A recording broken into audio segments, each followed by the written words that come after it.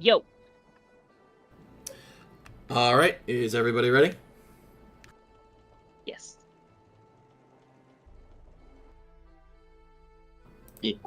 Last time on the Grillonal Chronicles, Storm on the Horizon, session 57. We cut back to the chase between Petrus and the Thieves Guild as several ninjas and thugs chased him throughout the streets.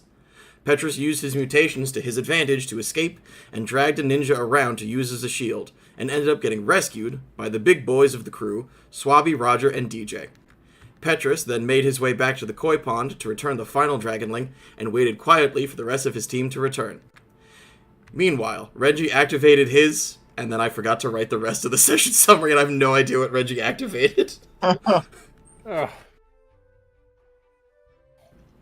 Does anyone Shadow remember? Scale Talisman. Oh, fuck, that's right. Yes. Holy shit. Okay. He activated his big I shot. rewatched the session last night, so I know. Sam, could you please give us a brief recap of what happened? No. Great. Okay. Could you? Okay, no. So at which point, Renji activated the Shadow Talisman that he got off of Tao. Again, this is the Sam version, so it's not going to be The pretty. Amulet It'll of be Scaled Shadows. The Amulet of Scaled Shadows to communicate telepathically to the ninjas in the area that the person they had been working for, Honzo, was the man who sold Unai. They backed down, and the rest of the crew was able to leave the Thieves Guild, where we then, on our way out, found more ninjas who hadn't gotten the memo. We fought them, they surrendered, and we basically told all the ninjas to go kick rocks because we won, and because, boy howdy, they had to clean house. We then returned to, we returned to the shrine where the spirit of Unai, the great dragon koi of the shrine, granted us several boons, one per each party member. And correct me if I'm wrong, does that including or not including the, hey, help us heal Elder Hane? That included the healing. So Renji's boon was specifically to ask to heal Otahane. Thank you for clarifying that, because I don't remember everything. After that, the party, with some having granted boons, some not, some holding them for the moment. Actually, you know what? No, this is Sam's recap. I'm just gonna tell everybody what happened. 5 of our 5 party members, 3 had boons granted. 1 was for Petrus Webb to turn the Sword of Bloodletting into a healing implement. For Renji, it was the to restore the health of the, I don't know his first name or given name, Elder Hane. I keep calling him Elder Hane, and I'm like, that's wrong. I know that's wrong, but it's close to that. Close enough. That's not inaccurate. The Book of House Hane. Yes, the book of Hane. Correct. They're here to tell us about the 3rd book in the trilogy. Anyway, no one asked for my other side. Guys, I have ADHD. Stop. You're doing great. Please continue. Okay. To heal Otahane, and Galen received the knowledge and keys, essentially, to a ship. To a ghost ship that is crashed, I believe, crashed or sunk along the shores of Yatha, that he will then be the captain of, because that's cool as hell. Amphitrite and Arachne did not take boons because both of us, over and under the table, needed some time to think about it. And then we went back to House Hane, where, whoa, man, Hadibar, not happy with Renji and the crew for, sanctioning a murder and pretending, or at least ascribing its sanctioning to House Hane. We debriefed from everything that went on, and I think that's where we left off, right? guys fill in except any for blanks I have? we discovered at the end that the vampirate ship that is blockading the harbor is captained by a tabaxi. Right. Thank you for that important cliffhanger. Uh, Who could this tabaxi be? Also, one other thing: rogues are finesse weapons, or ninjas are finesse. Ninjas are finesse Oh, weapons. yes. Yes. Did learn that ninjas are finesse weapons. Sam, right. I need you to Yes. make a note in your journal. Okay. You have a narrative IOU. At any point throughout the upcoming sessions, multiple sessions, at any point you want, you can cash in an IOU to narratively declare what happens in a story. Ooh. I was just give you inspiration, but that's not enough. Dang, I wish I could have taken that because I remembered everything from last session. Damn. Well, then next time you write the fucking notes, Joe. You know, honestly, that's not a bad thing to do, to, like, let us all, you know, take a turn at retelling what happened. Honestly, I write down the notes from every session in the journal that my wife made me. Oh, has that's the right, emblem yes. Of House Hane on the front. A, we know. yes. B, I do need them to be written out in a way that I can see them. Okay, you know what? That's fair. But that will also be better than me just kind of off the cuff riffing, and then we did this, and then we did that, and then we did that. No, Sam, you are correct. You did fine. You have them written down in your style. I'm saying if Joe would like to send them to me, I need them like typed up or something so I can keep track of them in my document. They're mostly bullet points, but they do enunciate on the you know the most important points. Correct. Yes. Anyway, Yeah. if we're discussing this mid-episode, if that's something we want to do going forward, we absolutely can. Meantime, yes, Millie Barr reveals that the vampirate captain on the vampirate ship is a tabaxi. Renji, I need you to give me an insight check.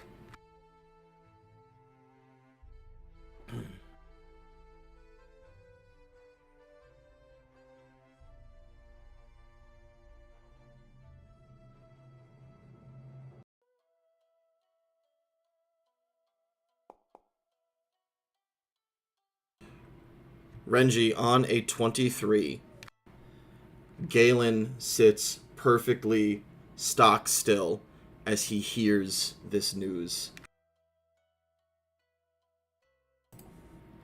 After a standard eerie Galen silence, Tabitha, my Tabby, was murdered by Captain Dreadmaw and cast into the deep, devoured by the creatures therein. Death should have been release enough for me and my inheritance. This being raised in her form is just more kindling for Dreadmaw's pyre. Pardon me, shipmates. I need some time to prepare myself and confer with Melusine. At this, Galen stands and walks away without a backwards glance. Renji, on a 23, you hear, as Galen walks away, whispered under his breath the breath of a dead man. May resting my friend's body be the 29th bell for Galen Sailor Lad, and finally be born the witch. And Galen walks out of the room. Ooh. Yes, that's is entirely fair. Understood.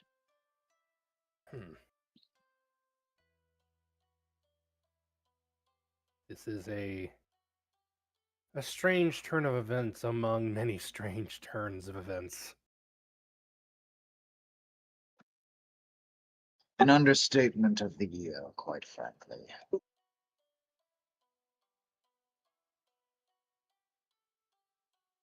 Oh, you too, Sam? I got stuck too. Oh, come on. Yeah, no. It corrected screen itself thing, once so I yeah. made the threat. Yeah. Why are computers like this? Ah, there we go. That's better. As you guys are having this conversation, Tao comes back into the room, and she hears this, and she's listening to some of your conversation.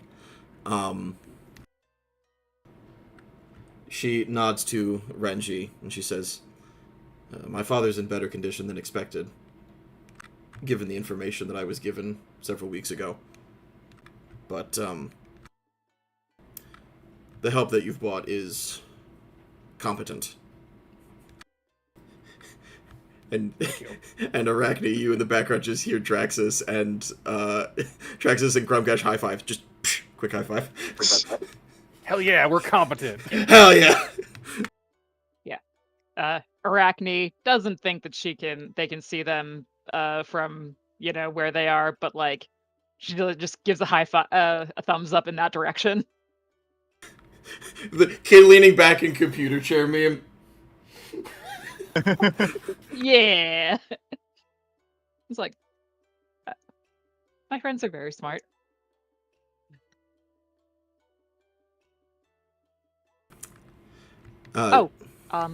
Speaking of friends, we have a few new crewmates who are in the sewers now sniffing out Kagami. Wait, what? Tao takes a step, blinks, and goes, "You know what? Sure, okay."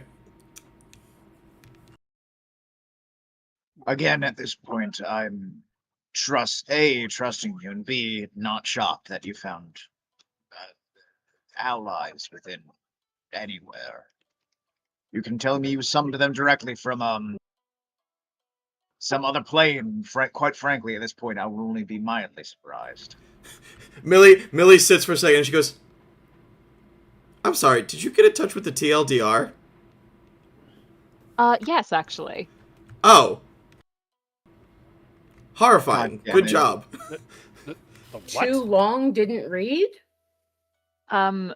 So I'm trying to drop Rippy, and he's still elevation. It won't let me move him. It collides. That's stupid. Yeah. No. I try so hard. It collides with at least one floor or ceiling. Anyway, you make Rippy go to the right level. I can confirm that rats do collide. Okay. When rats collide. Yes. As it turns out, we had a mutual associate summons Riptail unceremoniously. Hello. Like, Tao just looks at him. She looks at Millie. She looks back at Riptail. She looks back at you, and she goes, "Okay. So, to clarify, this rat has a family. They live in the sewers, and they are helping you look for the necromancer that is currently terrorizing the city." I don't know where you got half of that information. I only said about half of that information. But the other half is also true. Yes. I mean, I know who Toby Kagame is. Mm-hmm. And, based on, she looks at Millie. "I've been leeching from your spy network for years," and Millie goes, "You son of a bitch, that's how you're doing it." Okay, never mind.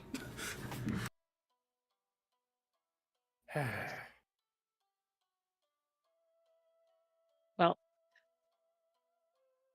the point is, these three young ladies are associates of Riptails, and they have agreed to help us sniff out Toby Kagame. We owe them 250 gold, and they're going to join us when we leave shore, whenever that happens to be. I have no disagreements with this.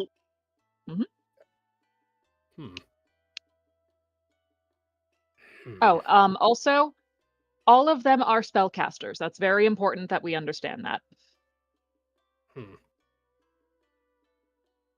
And we will not say anything that contradicts that. Understood? Oh. I don't. Gechu made it very clear to me that their sister Izumi works very hard at being a wizard, and no one is going to tell her that she is not a wizard. I don't understand the details. I don't have to. Being a wizard is very difficult. That's why I'm not, and my friends are. You hear another high five. Yeah. I will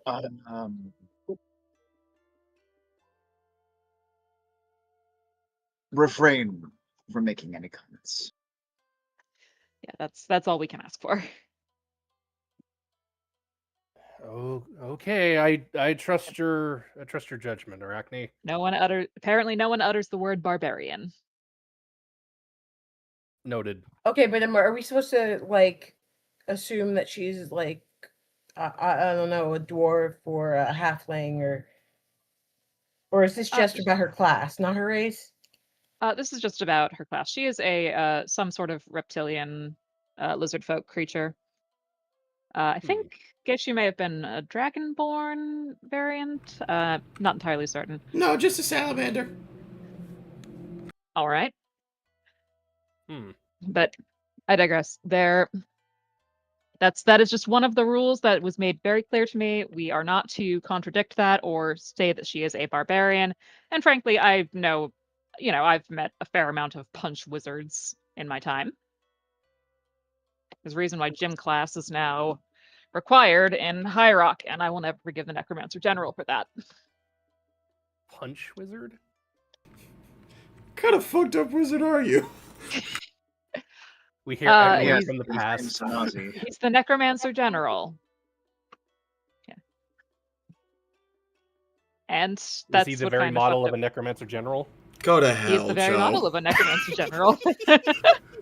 I cannot believe I didn't see that fucking coming. Oh my god. Ha! Got him! I was thinking it, and you were just you were quicker to say it. I appreciate you tenfold. I literally saw a YouTube video of that specific song yesterday. Incredible. At this point, Millie stands up and says, Captain, and she like winks at you in a like sisterly way of like, I'm ribbing you good-naturedly. She winks at you. Captain Renji, I believe you and your crew have successfully completed at least a majority of the tasks that were assigned for your air quotes rehabilitation in Unai, and the promised rewards were a base of operations that you could use to plan and execute not only the rehabilitation of the city and of your image, but preparing for your eventual comeback to the Pirates Confederacy. Correct? Well, being a privateer of House Haned, I'm not going to say that's mutually exclusive, but it's very, very close. Understood. I believe that the letter of marque was given as a precaution so that any acts that you may commit while under House Haned's protection would not have a repeat of your entrance into the city, aka immediately getting arrested. Yeah. And for that, we're very grateful. Yes. I'll have to find some sort of gift for Hadi. I think potentially not murdering any more innocent and not so innocent civilians might help with that. That's a given. She's gone above what was expected of her. So. It wasn't murder. They were gonna attack us. Like, it wasn't murder. Tau visibly stiffens as you all justify killing a bunch of her men, and she walks back into the room. Ways to disable combatants without strictly killing them. There were so many of them. What? I'm sorry. What? Yeah, there were. I said what I said. Like, what? I said what I said. Yeah, I know you said what you said, but when there are so many combatants, it's very hard to like make them like immobilize them without killing some of them. In We that didn't case, kill all of them. in that case, let us start with not dismembering them, so that way they may receive medical attention afterwards. That was a DM flavor that I didn't say. Amphitrite keeps I pointing just at said the I wanted ceiling. to throw a guy. I Amphitrite said I wanted to throw a guy. Amphitrite keeps doing that. I have a question for God. Why? I can hear a duck on the roof again. Yeah, right. This is why I hate the gods. That's actually Anyway, real. Amphitrite, when Amphitrite Is that when Amphitrite says I hate the God, she actually just means I hate the DM. in that case? No, Instead of the dismembering part, we can just say, just from how to spin this.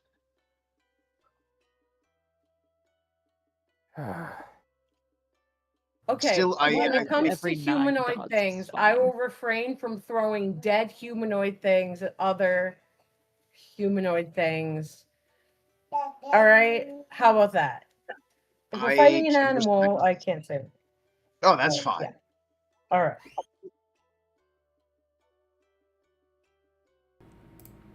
Millie. If a Like, force charging at us, Amphitrite really.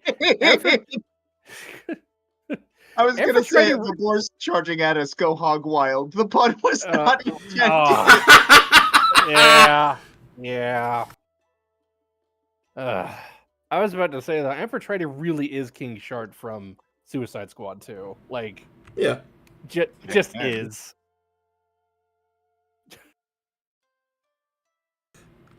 Millie looks at you all and goes, "Well, would you like to see the fortress accommodations? It's in the Peacock district." First things first. Yes, I Sure. would love to see that. However, Millie, we should set up a discreet escort to bring the TE Master to House Hane. Of course, I will arrange for her to meet us at the fortress in the coming days. Thank you. Above the table, how I would like this to go is you guys go to fortress, have NPC scenes if necessary with anyone you need to, and then we're going to go into our first week of Hane onshore downtime. And at the end of that, you will get all of the rewards from the quest you completed, including the magic tea that cures Orithinains. Does that make sense? Okay. Yes. Yeah.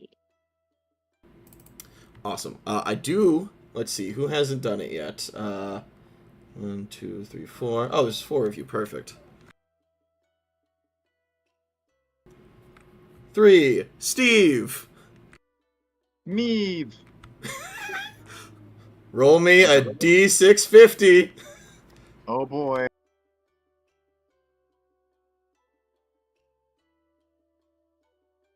$459.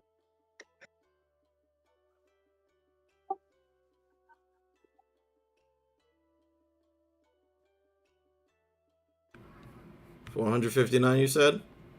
Yes. That means you win a new car. No. Oh, you have to be fucking shitting me. You win a new wagon. I hope. please Steve, don't I'm do gonna that. send this to you. Oh no.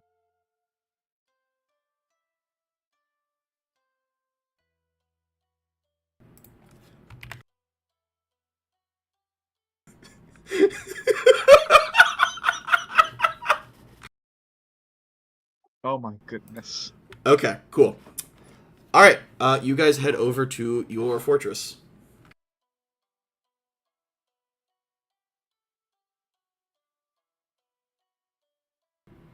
Dragging everybody.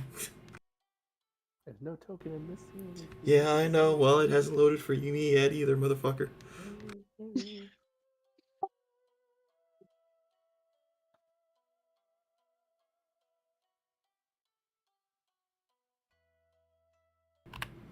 Oh, alright.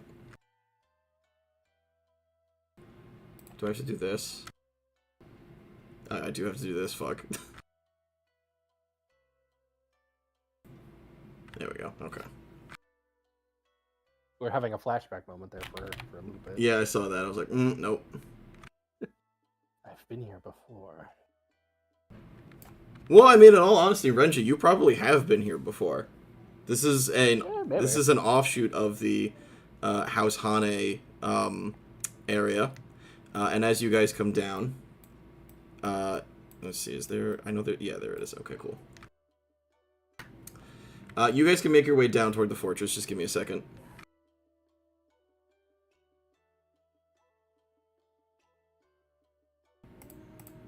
As you make your way down, the NPCs that you guys have hired are actually at the dock over here because DJ is parked just outside.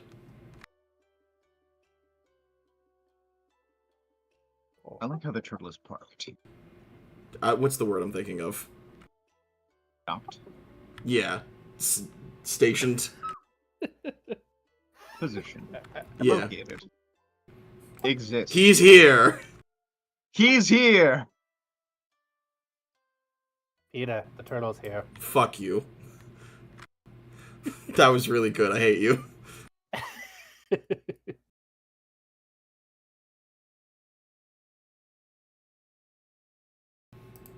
Okay, I'm just gonna say DJ's in his smaller form. Wow, this is actually quite interesting.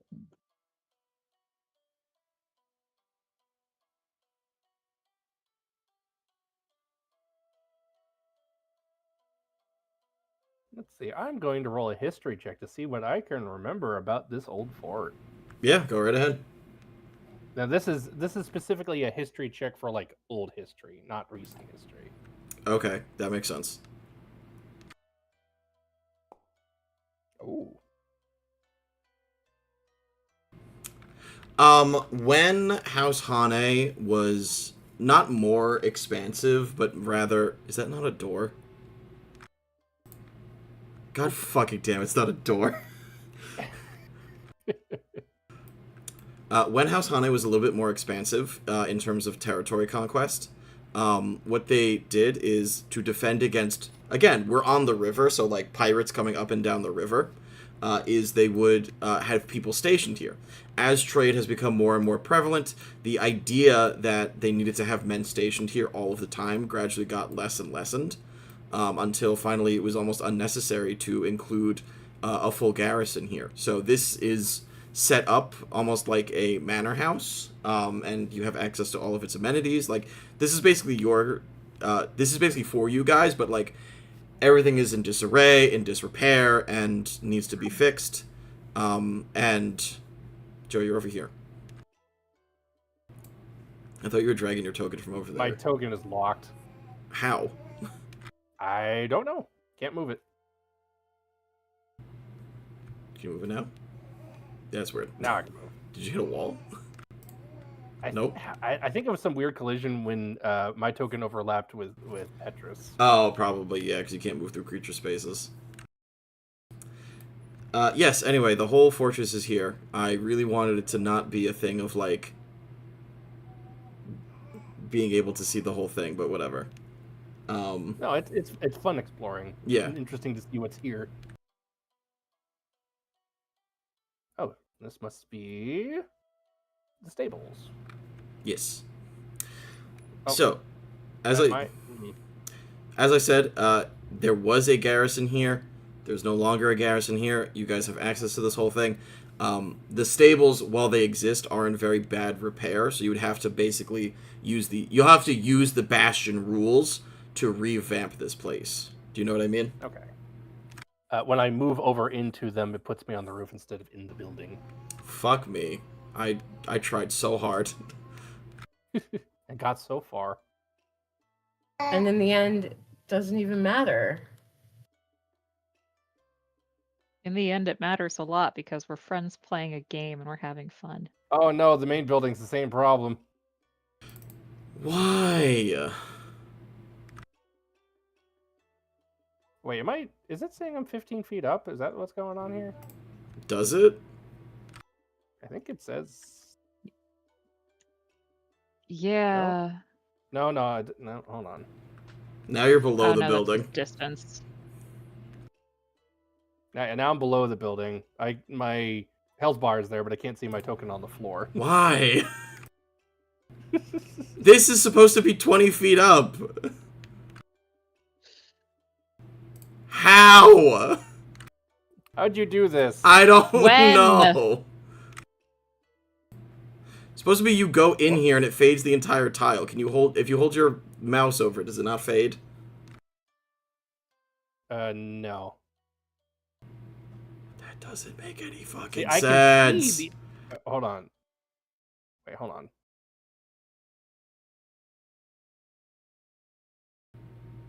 Why did I do it like this? Oh my god, we'll figure it out later. We'll edit it in post. I'm so mad. I really thought I had this figured out. Yeah, now you've been put on the roof. I don't understand.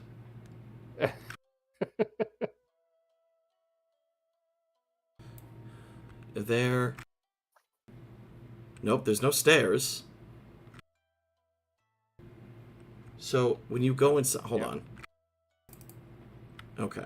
I can see the inside when I'm outside, but if I'm trying to go inside, I can only see the roof. That doesn't make any sense. Whatever. All right, so from the outside, I will take a look at the inside.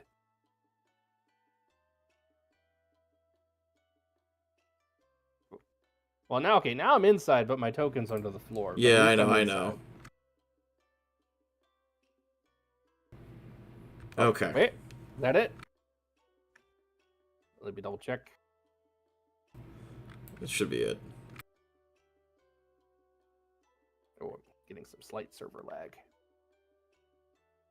Oh, yeah. I mean, now I don't see the roof, but you know what? That's fine. It's not necessary for this anyway. Yeah, it was supposed to be reversed. I don't know why. Anyway, whatever. Now it looks like it's correct. Yeah. As I said, again, all of the amenities are here, but they are basically non-functional. You will have to pay the Bastion cost in order to upgrade and fix them successfully. So, like, for example, the stables are here, but if we check the Bastion rules, which are here somewhere... Does this mean I'm an official samurai of Orithinains being the daimyo? Is that how this works now? I think so. Is that not what we Kinda. You're a privateer, you're a samurai, yeah. Yeah, and it means Orithinains, based on feudal lord systems of Japan, means he's the daimyo of this region, most likely. Why the fuck can't I open this?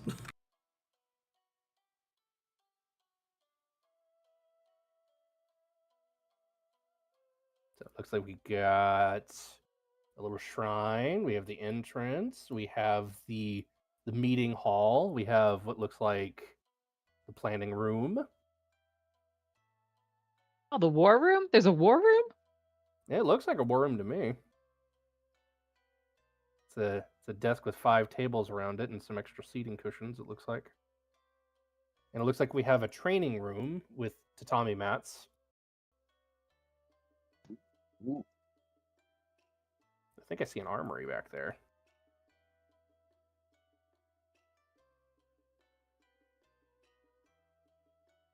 Oh, and bathrooms. Good. I had the rules a second ago. Oh, yeah, that's an armory. Am I supposed to be with you guys? Because my token is not. Well, you need to move your token, but if you can, I'll move it for you. Sorry, I couldn't, but I also don't know where we are in relation to where my token is. Because I couldn't watch because I was, otherwise occupied. So am I going in the right direction? It's just down. Down where? Toward the bottom of the map. Why did it go that way? What? Okay, I don't know why my token went that way.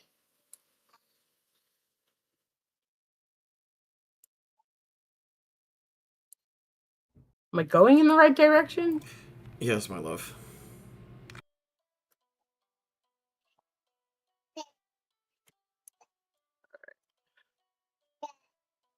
Hi, Bean.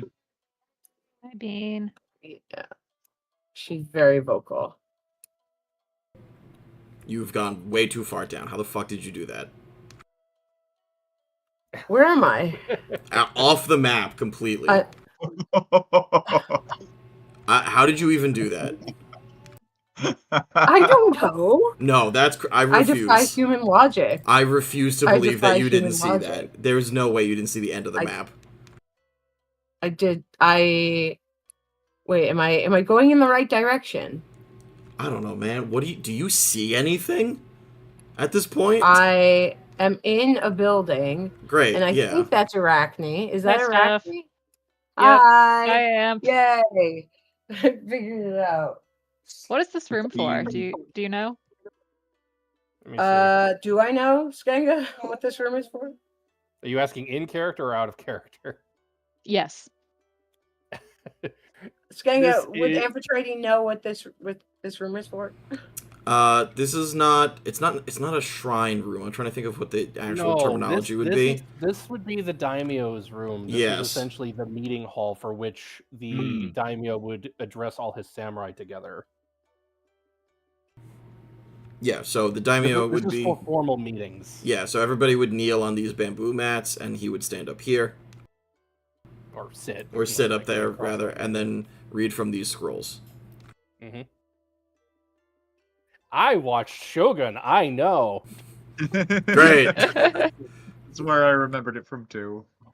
Renji, what's Shogun? Oh, well, a shogun. A shogun is a high battle lord, which answers directly to the Dragon Emperor. Indeed. Is Odahane a Dragon Emperor? No, he's just a daimyo. Daimyo. He's a feudal lord, essentially. But not the king, by that standard. Do we know who the king is? Is there a king? There is a Dragon Emperor. We have not met him. I don't know how important he's going to be to the story. That is up to the DM. That's up to the duck. He's not supposed to be, Quack. The Dragon Emperor is kind of like washing his hands of all this and not getting involved. Oh, he's too big for us. Exactly, yes. Pretty much.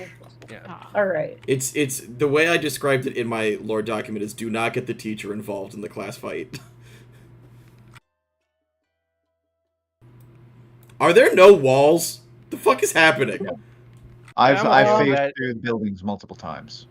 Which granted, this has helped with navigating the scene. But yeah, that is in fact a thing. Oh wait, do we have a second? So it's not just that the fourth wall is broken; the first, second, and third are as well. Yeah. Is there an upstairs? There is an upstairs. It looks like a second training room. Also, apparently, when you go upstairs, you start having flashbacks. Ah. There's no light over there, I think. No. And another upstairs. No, wait. That actually that makes sense because it means there's nobody here to maintain them. No, it means I put the fucking things off the map. Oh, here's the bedrooms. I was wondering where they were. Ah, yes. Steve is in a wall. Steve also can't see. Now there are walls. Okay. Fuck me. Come on. I'm going back downstairs. So all the bedrooms are upstairs. I thought they probably would be. Good. That's a smart choice.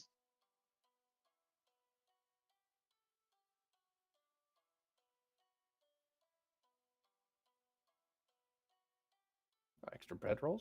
Good. Actually, while people are... Petrus is going to go back outside. Totally not phasing through the walls. That is not where I want to go. Petrus is going to... Just T-poses in a sense. No, he is going to, look at the walls and, think about it for a moment, and then he's gonna shift to get that climb speed and Okay. scale the walls. Actually, look at like the roofs, the ceilings from above, and pretty much try to get a bird's eye view of the entire castle. Okay. Are you looking for anything specific? No, just kind of like walking about, checking what it looks like on the roof to see if it's in good condition. Pretty much just architectural stability. If anything needs to be repaired, pretty much just giving it a once over. Just You're using being abilities to. you're being a fantasy home inspector. Okay. Go ahead and give me investigation or perception with advantage, because I believe you, Petrus, wrote a lot about architecture in Yep. Yes, Yeah, High you Rock. did. I'm absolutely using my inspiration for that. I don't care. I'm Yeah. an expert in Orithinian architecture. That's better. That's There a you nat two. go. That's what we're talking about. Okay. Yeah, I think you see that this place is in pretty dire need of repair, right? Like, the map, quote-unquote, looks nice, but the actuality is this place is a dump at this point. It has been lying semi-abandoned for a long time. It's honestly amazing that it hasn't been commandeered by the Thieves Guild. There's no... in High Rock and in Orithin, there's the historical preservation of non-dungeonization, right? Where buildings and things are maintained in order to ensure that they don't become dungeons for things. But no such thing has happened here. I will say, there are no monsters here. It hasn't been infested by anything because I was like, you guys are going to have a hard enough slog getting it functional again and, like, fixing it without having to, like, go in here and vie for dominance with a local monster population, because this is supposed to be the reward. So nothing has infected this place because the House Hane has had, like, paid enough to keep it clear, but that's about it. They haven't done anything else to maintain this facility. So Gotcha. I'm assuming they've had like maybe patrols up here every so often, but it's not like anyone is staying here. It's like go up, check, make sure nothing's wrong, go back. correct, yes. Got it. Okay. That is good to know, and information that I will later be relaying to the rest of the team once we converge again. Petrus also, as a personal thing, is just scoping out. He's getting used to his new form and his new abilities, and like for a moment before rejoining the crew, he just kind of like splorps back to his now monstrous true form, just to look out on the area around him without anyone else there, and he just sits and thinks. And he looks at his malformed, fleshy arm with its exposed tendons and how they can grip a sword with that much more strength. And he gives a thoughtful hum. And then eventually he shifts back and climbs back down. Petrus, as a medical doctor, you, more than almost anyone, are aware of human limitations. And as you ponder this and see the exposed tendons, you wonder what happens when you have not even reached your inhuman potential. Renji, Petrus, you climb over the roofs and see Renji standing in the courtyard with some members of the crew of the Davy Jones, as a couple of them are still elsewhere. Cool. Petrus kind of like, I'm tempted to say Spider-Man, but I guess it would be more like Venom. Where like his arm just kind of like repels down the building to land gracefully. If it was Spider-Man, you would like have an extra substance, but what it is, exactly. Yeah, but it is just your arm, and then it like elongates, and like you can hear from inside you like tendons snapping and stretching as they like stretch, reform, and heal, and then land. At this point, nobody bats an eye. You're all a bunch of weird fucks. Yeah, I was about to say. Friendly neighborhood Petrus Webb. Weberman.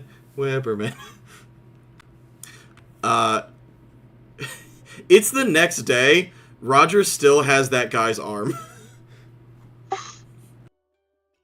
Roger, why are you still carrying that? Um.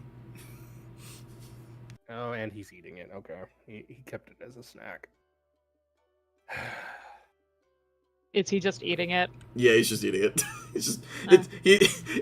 it's a very weird moment because you watch him eat it, and then a hand starts growing out from like under his rib cage.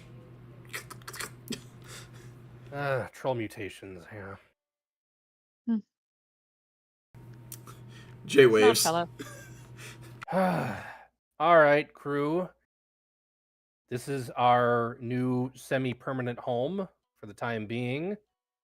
We are going to set up here, refurbish this place, get it ready, potentially recruit more into the crew while we're here, and prepare to deal with the vampirates and Dreadmaw and his arrival.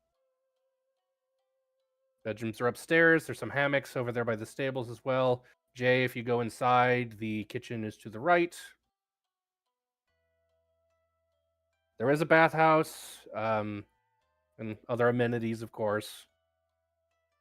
Do what you can with fixing up the place with what you got. We'll see if we can get some proper repairs done here soon.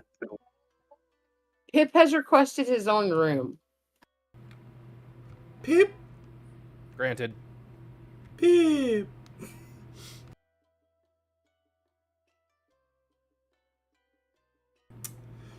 Okay. After scouting the property, some work does need to be done. We should look to outsourcing labor from some of the local outlying lands. See about potentially hiring them for work and repairs. I'm sure we could find some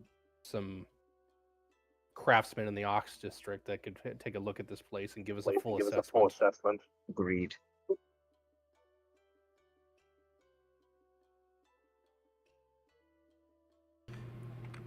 I feel like at some point I found a third-party version of Invisible Servant that was like Invisible Construction or something.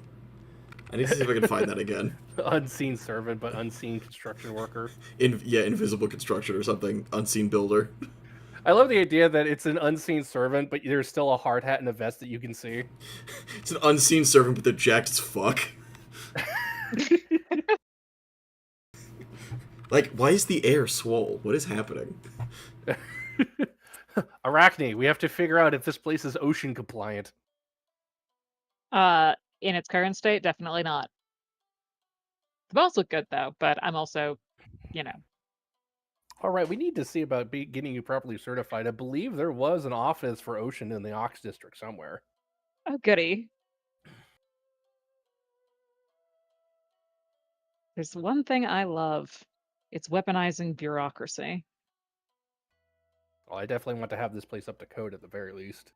Absolutely. All right, your hirelings go to disseminate themselves to their respective positions. At this time, I will say that we enter our first period of downtime. So you'll be able to take one action normally associated with a ship action, and associate it instead with the bastion. You can also declare a bastion action. So if there's a specific thing you want to be fixed first, we can get started on that. And then finally, I'll say that you're able to take a personal action. So if there's something that kind of falls outside the scope where you want to do an extra move that doesn't benefit the party as a whole, but benefits your character or your plans, you're able to do that as well. It's like the personal training for traits and stuff like that. Correct, yes. That's what I thought. Well, that or also just plot development. Like if Arachne wants to be like, oh, right, yeah. I want to go find Agony Twin. Right. Yeah! Narrative stuff like that. Narrative stuff. Because this fort looks somewhat isolated, but it's like just beyond the tree line here is the Peacock district. Like Yeah. right next door. Also, cough cough, if you go to the bottom left of the map, there's a beach. Are we finally gonna get our ubiquitous? Are we gonna get the beach episode? I don't know, are we? Is there a beach episode? Well, we have to get TLDR here first. Oh, that's true. I Yeah. forgot. Yeah. Well, that reminds me, Arachne. You haven't heard anything back from what Riptail's daughters? No, I have not. We're going to be communicating via message bottle when they are ready, when they've Okay. tracked him down. Well, if they're And either officially or unofficially part of the crew, let them know that they can meet us here and stay here if they so choose. all right, I think they'd like that. They really seem to want to get out of the sewers.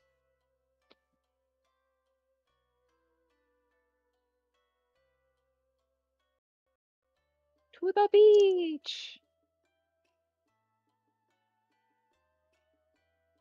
I'll have Is to there go a and beach? pick up some more message bottles. Where are the Bastion rules? I see. In Davy Jones. In the in journals, there is a under sailing information. There's Davy Jones Bastion. That includes all of the information about Davy Jones, and also includes Chapter 8 from the 2024 book. Gotcha. With the 19 history check, what did this fort used to be called? Great question. Yada DD, Magic of Roll Tables.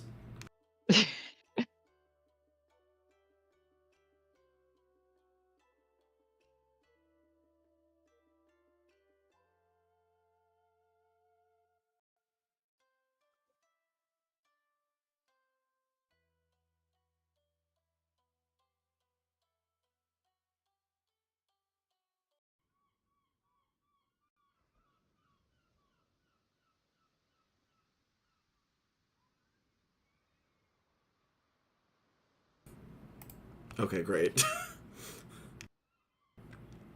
There was a generator. Oh, yes, there is the beach.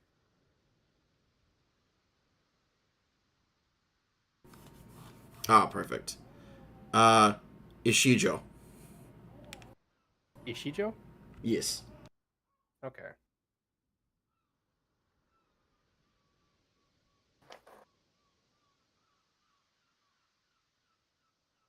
I'm guessing ISHIJO. ISHI-JO. Yes. I just sent it to you in your chat as well. Okay, -JO. Okay, I want to make sure. Yes. Petrus, are you also at the castle or no? Or at the beach? Or Oh, sure. Why not? Okay. Y'all go to the beach. The beach.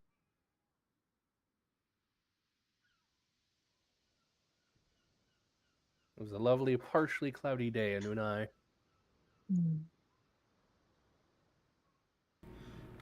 All right. What time of year is it? Like, what month is it? I've been really bad at keeping track of it. I think we are in. Mid to end of summer. Okay, so like late August. Yeah. Roughly. Okay, I'll mark that down on the notes. Just to... I haven't been keeping track of dates. No, I haven't either. It's been really bad. So do you guys want to have a beach episode? I feel like, for me personally, I would like to start getting work done on the fort first, and then reward ourselves with a beach episode once our endeavor is complete. Yeah, once we've we need to go through the hope punk part of this isekai where we're building up our little village. Okay, I really just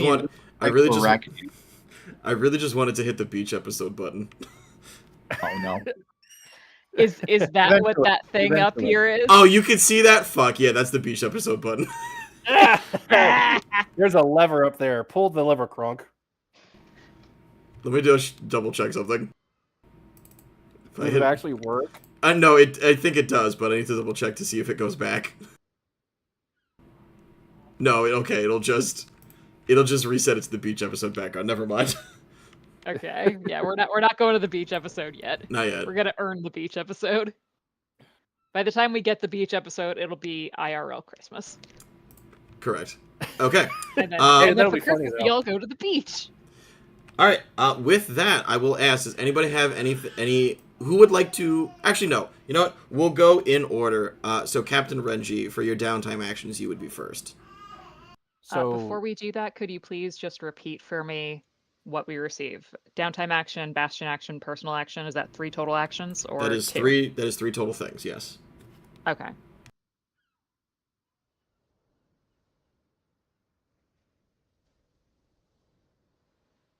okay. Where would we find the bastion stuff again? Like what's where in the journal? Well, so for Sending information.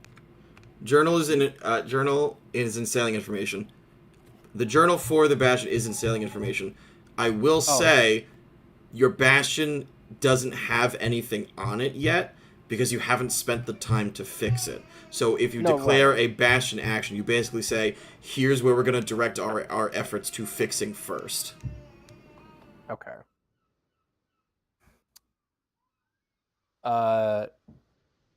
So can I ask you, Mr. Webb, what part of the fort from the outside do you think looks like it needs the most attention? I mean, generally for forts, the work is intended to be done outside in.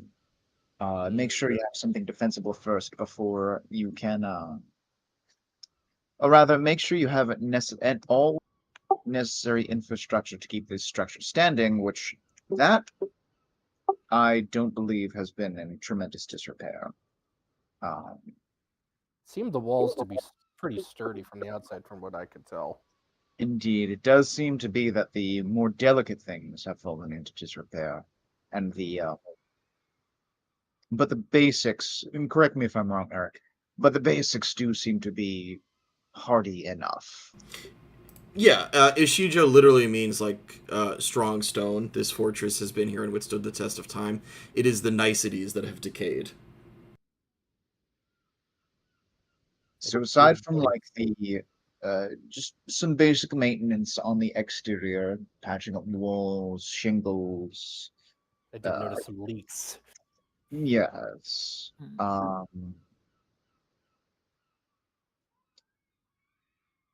Beyond that, then we have to think about the basics of what the operations are going to need.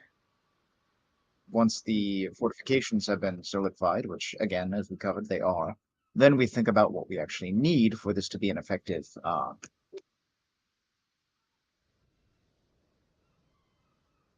place. So, All right. what do we need? Well,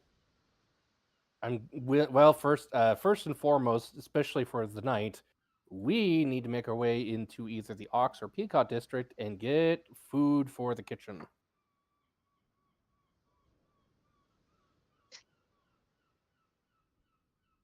Agreed.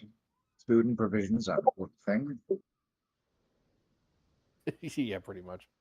This is the inventory management episode. Logistics.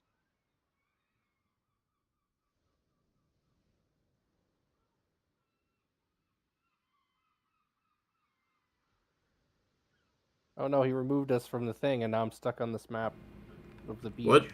Oh, what? Yeah, I can't go back because I don't have a token. No. It's ridiculous. Anyway. Why does it work this way? So provisions, supplies for the kitchen, fresh water, probably I'm guessing new linens for the bedrooms as well. Hold on, I'm writing it down. Can you repeat that? Provisions for the kitchen. And that includes a lot of fresh water and alcohol. Mm-hmm.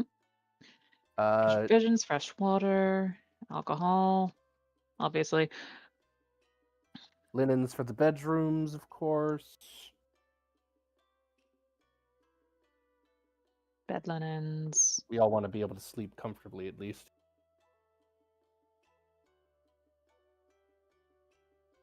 let's see. Oil Shop around for lamp. prices on labor as well. Yeah. Labor. Though I'm thinking more of the immediate, like what we need for tonight. Ah, understood. So provisions, water, alcohol, linens, lamp oil.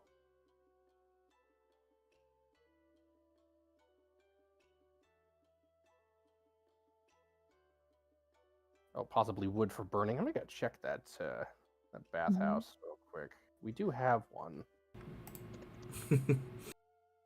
Oh, Jay, how's the setup so far? Do you think you can make it work? Jay is actually furiously scribbling down a shopping list, and how I'm basically going to have this work is, while you guys are here, and in some other places, basically I'm making a quest for the old fortress, and if you complete the quests, and the things that the NPCs and the hirelings need, they'll get things done a little bit faster, and you'll also get some special rewards. So Jay right now is like, yeah, I mean, I've been looking around at some of the supplies and the logistics lines here. It's fascinating. A lot of people say that, I've never been in this part of the world before, so if you could get me some potentially, like, rare and exotic meats, I can try to make us some better dishes that will improve the morale and hardiness of the crew overall. And he's like furiously scribbling and like looking through the cupboards and stuff. Steve, does this sound like does this seem like the cook from Mass Effect 2 who wants us to get calamari for gumbo? I don't know that scene. I remember that. This feels so much like that. I gotta be real, never played it. I was just like, you have a cook, the cook is in a new city, the cook is like, bring me the finest ingredients. No, that's the thing though, is that like specifically the mess hall cook for the Normandy in the second Mass Effect game. It's like, hey, did you go to the Citadel and get us some like high quality stuff? I want to make some good food. Oh yeah, I mean it's basically that. Yeah. It was calamari gumbo that he wanted Calamari to make. doesn't go in gumbo. It was an Asari Fuck. recipe. It's space. They don't know Earth cuisine. That's They valid. do not know Earth It's cuisine. like people who think Alfredo is an Italian dish. Oh god, yeah. Jesus. Oh yeah, Jay, we can if you hand the list over to Arachne, I'm sure we can find something. Well, also might be something else we need to pick up, more paper and ink and quills. Yes. So again, in the Kibbles book, there's like the levels of rarity. Jay is basically looking for rare or better level ingredients for dish preparation. Mm-hmm.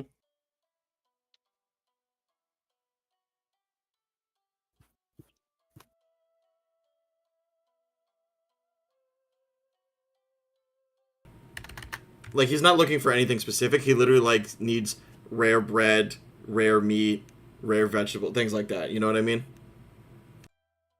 I mean, I suppose we would like some high quality ingredients for a proper, homecoming feast. Correct. Indeed. But overall, Jay, you think the facility is usable? Like everything seems to be like mostly in order. He picks up a pot and like turns it upside down. A bunch of dirt falls out. Like, it's like, Oh, I mean, I guess. Maybe we'll see if we could find you some good cookware as well. I need high quality cook's tools, chef's tools. Maybe they have some at the casino. Thank you, Steve. I don't know if it was a reference, but I'll appreciate the absurdity. Oh no, it was a reference to the Dimension 20 campaign where two of the fucking idiots go off to go look for chef's utensils, and they forget the words for utensils, so they're just gonna go look for chef's tools, and they go to the casino and they bet all their money, like, maybe if we win big, we'll get chef's tools, and the ball is rolling up, you know? Maybe somebody will bet some chef's tools and we'll be able to win them in a poker game. I don't know, man. Yeah, man, I don't know. What if we bet my gut? No, yeah. Anyway. Alright, let's go check over here. Oh, Arachne, you'll like this. We have a bathhouse. Ooh. Yes, it's right Yeah. here. Blink. Oh, it's already occupied. Hey, Roger. Oh, that's not a bathhouse. That's a cliff face. Oh. Is it? Yeah, the bathhouse is below you. No, it has to be a bathhouse. It has a spigot. That's a hot springs. Oh, does it? Oh, I thought oh, gotta be so real. I thought that was that's just an artistic design to have like raw rock for it, but that's a bathhouse. I thought the raw rock was attached to the ocean this over whole here. area was carved from that, but no, that's definitely a bathhouse. Oh, I mean, to be fair, where else are you gonna put Roger? Yeah. I mean, it's either that or he'll find someplace outside that he likes, I guess. Or the beach. The docks or are the kind of like a beach. bridge, and you can go underneath the docks. Yeah, that's what I I'm mean, saying. Oh, maybe. if he wants, I mean, Roger, you're free to, Roger's his own No. man. He can do what he wants. Yeah. You will have to, if you pick this as your main haunt, though, Roger, understand you will have to share. Roar. We're gonna need to find some firewood to make some hot water. Hmm. But look, Arachne, a proper bathhouse. I mean, it's not a bathhouse. It's One more of a without stable. any turtle or giant man-eating turtles or spiders. How wonderful! What now? You know, Did now you- that you say it like that, Webb, I realize how low my expectations have been. Oh, yeah. The one that ate the other Renji. Right, yeah. Also, we really got to go back to that brothel and take care of those spider women. Yes, we do. Yeah. Reggie, what do you mean by that? Fight, right? Moving on. Reggie's like, I could take all four of these spider women. In a fight, right? Petrus, in a fight, right? In a fight, right? Calm, quiet smile. I have to go make that now. Fuck, I'm gonna do it later.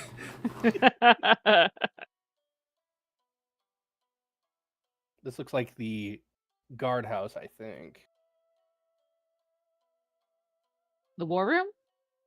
No, this isn't the war room. I mean, we could use it as such, but I think this is the guardhouse, or one of them anyway. I mean, the There's room another you're in room. is kind of the war house, but like, there's another bathroom over here if you keep walking. Oh no, wait, no, this is the war room. The other room I was looking over there, that has to be the dining room. This one, yeah. Yeah, so yeah, the one we're in, Arachne. No, you're right. This is the war room. The one over there and the bottom left of the main building, that's the dining room. Okay. This map on the table, is this up to date? Is this an active map of the Unai region? Yeah, investigation check. I'll help. Yeah. Damn. No, it is not. It's really old. Are the land masses accurate? The landmass is accurate, yes. All right. Well, we'll have to update this. Yeah, I'm seeing some points on the map here, some towns that I don't think exist anymore. Yeah. Very well. The geography looks mostly correct. We can work with what we have. And we'll put Glimmer's map in here as well for safekeeping. Yeah, it lives in the war room.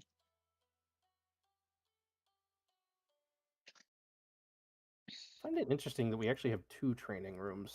There's the one on the first floor, and there's one on the second floor.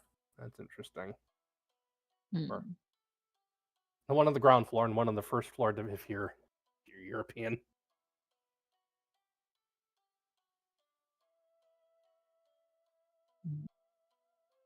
All right. Oh, let's see. I think most of those weapons in the armory looked rather rusted. Why the hell does Sam not have permission to open this quest? Oh, none of you do. don't That's know. weird. That's Why silly. don't I have permission to open the quest? No idea. That's weird. What was her name again? We don't have enough interactions together. Which one? Retta needs better weapons for the armor. Oh, Retta. Lara needs better feed and animal mounts from the stables. Feed DJ magic items to increase his level and bastion facilities. Bring Drax and Grumgash tomes of magic to create better magic items. Excellent. Okay. Question about the magic item thing. I will ask this very specifically. Okay. If I give DJ the koi coat, does he inherit the inspiration mechanic that thing has? Whoa. Which is it once per day or is it more frequently? Once per day, a 50-50 shot of getting inspiration on a bonus action if he flips a gold coin, which he basically has an infinite amount.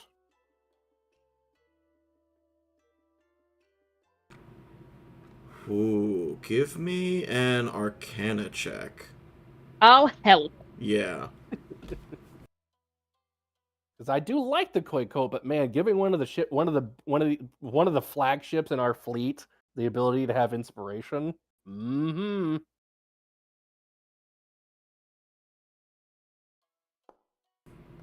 God, to be fucking no. Inspiration on that one. Yeah, use your inspiration. That's fucking horse shit. There we go. That's better. Okay. Jesus. Whew. Okay.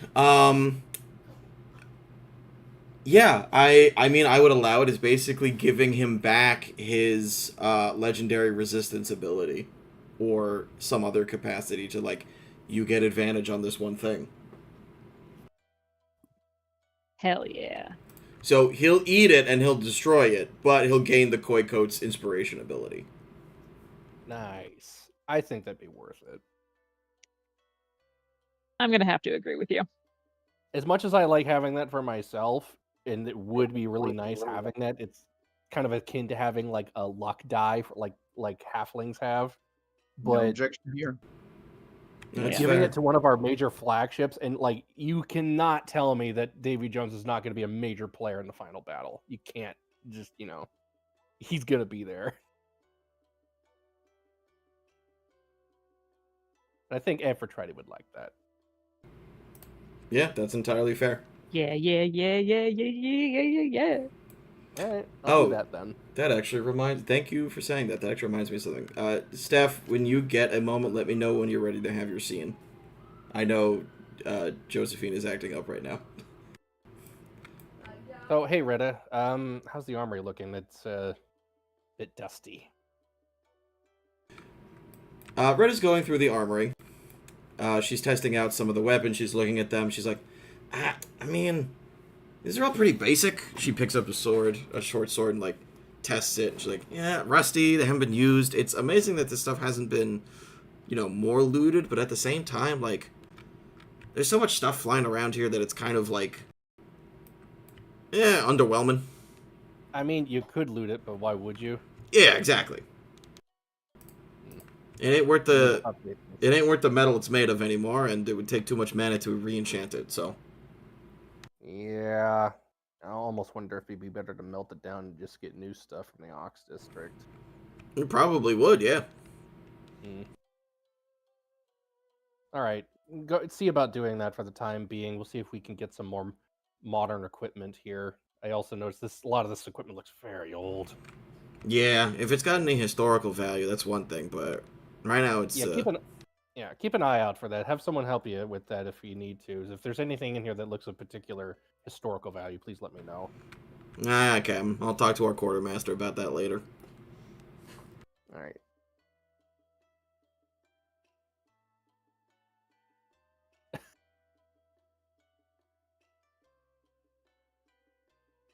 I'm a bit confused about this room because we have a training room upstairs that had weapons, but this also looks like a training room of some sort. Multi-purpose. Perhaps. I mean, it does seem to lead out to the courtyard. You know, if the other one is if the one upstairs is a dedicated training room, which looks like it's more like what it actually is supposed to be. In theory, we could turn this into a small theater for entertainment purposes. Something to consider. You love a great room. But this is a great room. It's Kabuki time begins playing faintly in the background. Yeah. Sag Hippie, what are you doing sitting in that seat? Sag Hippie is sitting cross-legged and just reading through all of the scrolls. I mean, is there anything interesting in there? A lot of the day-to-day, a lot of the ration reports, a lot of the logistics of this building. All years and years old, I'm guessing. Yeah. I don't know. It's just... Actually... Something is bugging me, but I can't figure out what. Some weird inconsistency in the reports.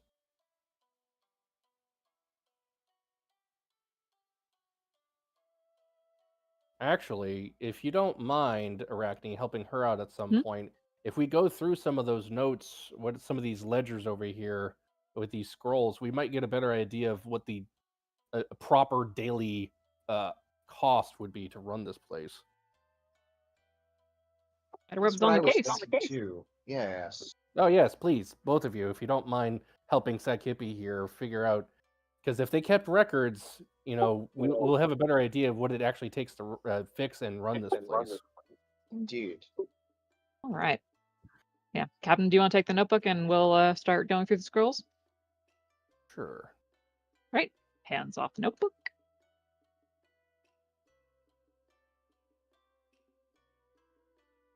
Start reading. Going through bureaucracy. I would say make a check, but Arachne, as we know, you have Eyes of the Runekeeper, and your glasses, your half-moon spectacles shine with a purple light as you peruse my this half-moon document. spectacles, my magic half-moon spectacles shine with a purple light over top of my regular full-moon spectacles. Correct, yes. We have established that, yes. I have glasses over top of my glasses when it's time to read. You have one of those flip things so that people can flip over to have sunglasses on top of their regular glasses. Oh, like yeah. Yeah. That's funny. My runic bifocals. All right. So, bloop. These are my bifoci.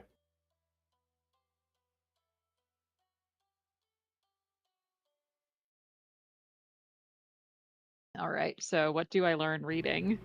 Go ahead and give me investigation with advantage. Investigation with advantage. Natural 20. All right, that's game, everybody. I Have know a good night. Everything. I would like the pile of scrolls to be added to I have been personally victimized by Arachne. I will happily draw the pile of scrolls.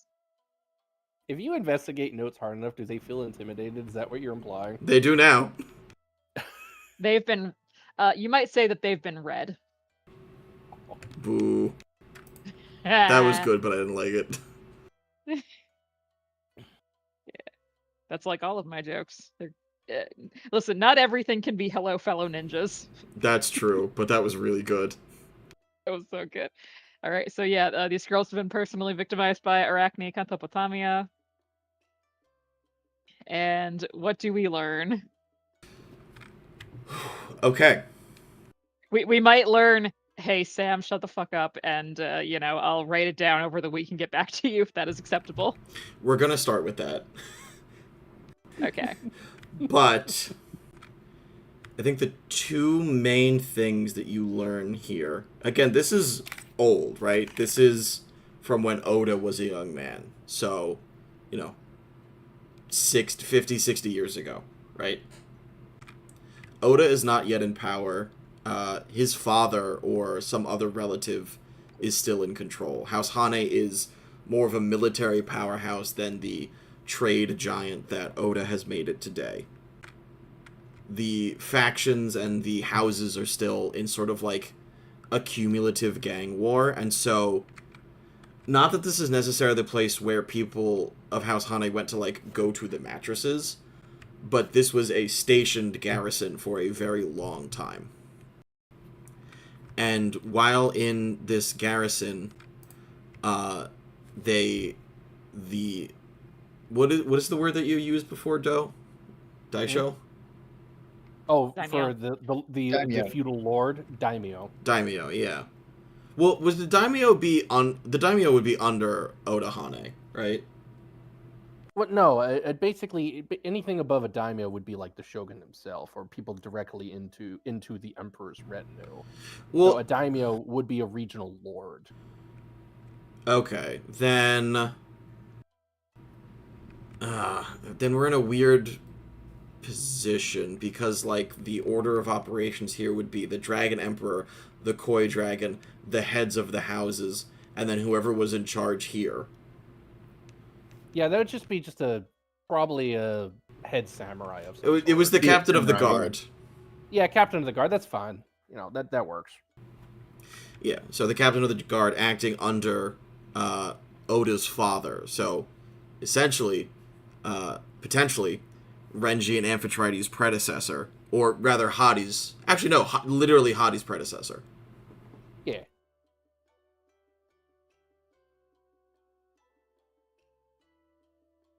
That's Interesting. an idea. I wonder if we should. Oh, what did you find, Arachne? Oh, just for historical context, this is about 55, 60 years old, and they seem to be the notes from the former captain of the guard. Yeah, acting under. Hold on, while Sam looks up a quick random name generator. Nope, already did it. Okay, for I was gonna say for Oda's father, like what was his name?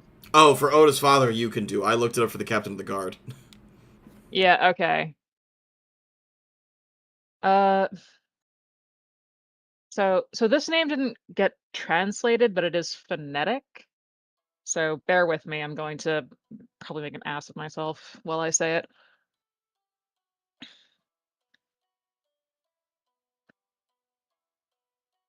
Yeah. Do you want to spell it out? I can. Uh Katsuro Hane? Wait. Okay, say it again. Yeah, Katsuro.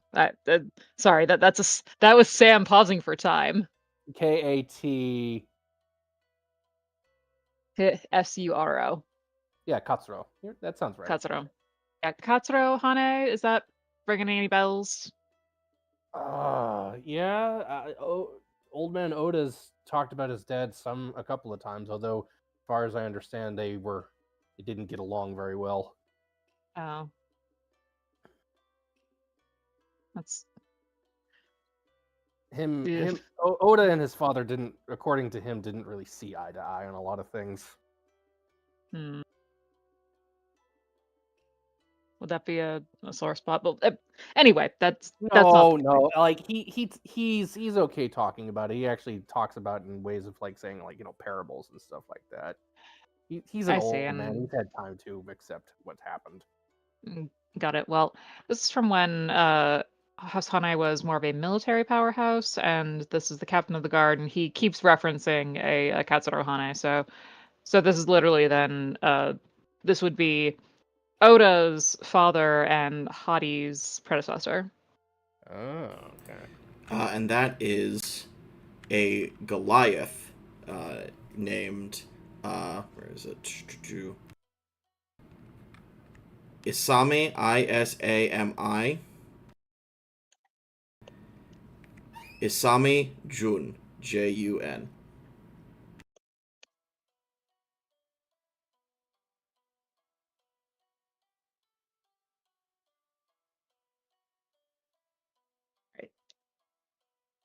Right, so we're looking at the notes of Isami Jun then. I wonder how long the tradition has gone back with House Hane, specifically hiring non-native people or non-people of their blood to be captains of the guard. Seems like an old tradition at this point. As you say that, Sag Hippie nods, is like, well, yeah, that's standard procedure. Yeah. You always make sure that you have your crew from different nationalities and races and places, because they'll find it harder to find common ground and mutiny against you. Oh, right. I'm just surprised that with the insular nature of the people of Yatha, I'm surprised Katsuro Hane had the forethought to do that. Wait a minute. Well, I can tell you that in external nations, there is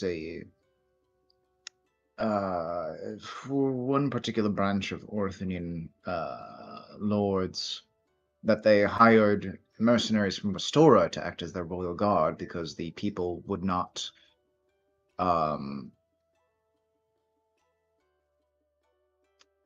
they wouldn't make power plays. They wouldn't try to make, people from within the nation trying to climb to that station.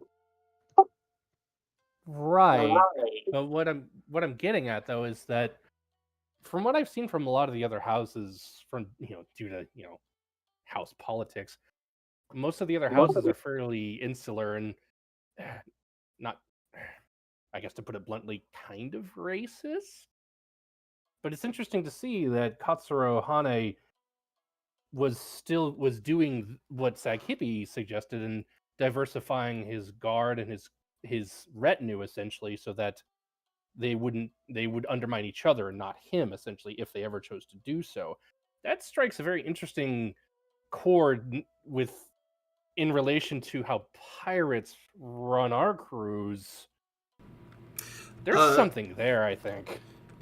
Petrus and Arachne, I think you guys also know that, and this is crazy callback to the first fucking episode.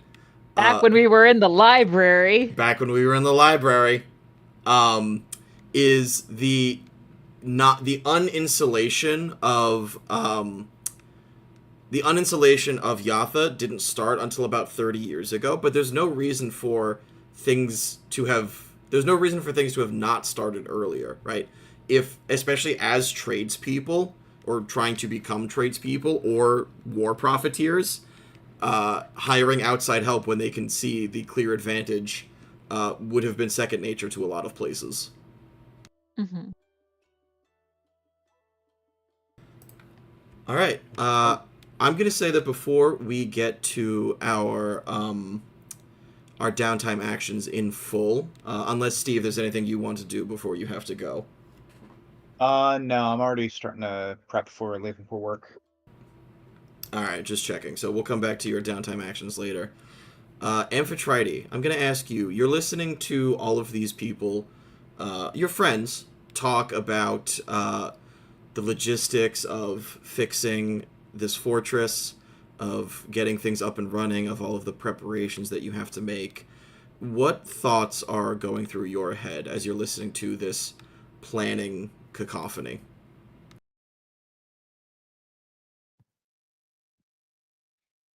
Specifically about what we were talking about, or just like in general, or just in general? You're listening to people talk about stuff. Are you feeling... Actually, you can't feel bored. You have boredom resistance as a feature. Yeah. No, I like, in terms of like what's going on here, I like was thinking about the fact that I want to like take care of DJ. I want to give him like a spa day. Like, I also want to get him some magic items and stuff, but so he could level up. But I also want to, like, because he is, one, my friend, and two, the vessel on which we ride, I would like to, like, give him like, a day to like chill type thing and to like rejuvenate. I absolutely love that. Yeah. I'm also thinking about, like, because I have so many emotions about my mom and I want to contact her, especially now that we're in port and it's it's like I can be pinpointed. I wonder if she can, because I have a lot of emotions about that, and not all of them, most of them are actually really upsetting.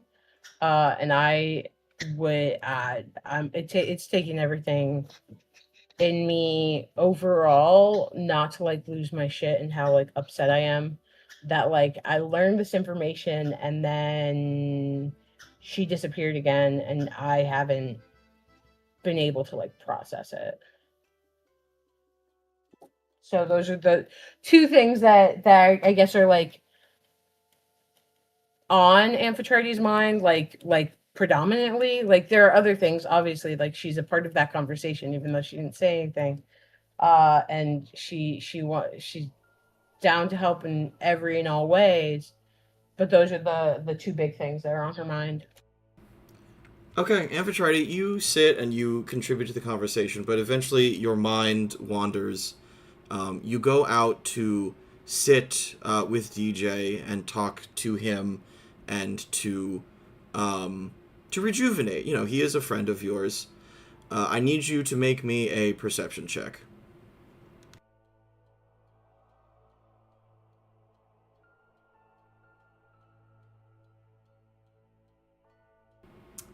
We're doing it, gang.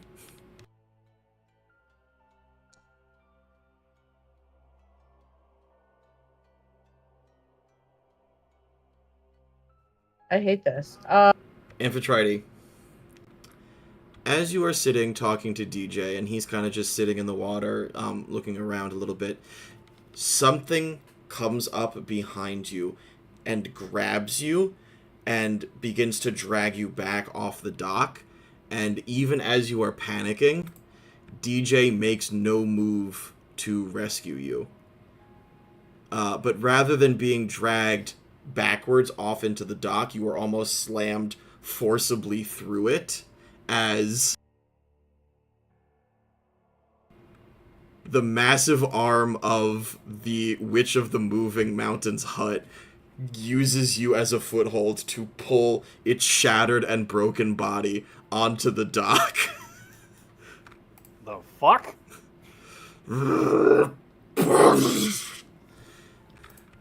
Where the fuck did you come from? It unceremoniously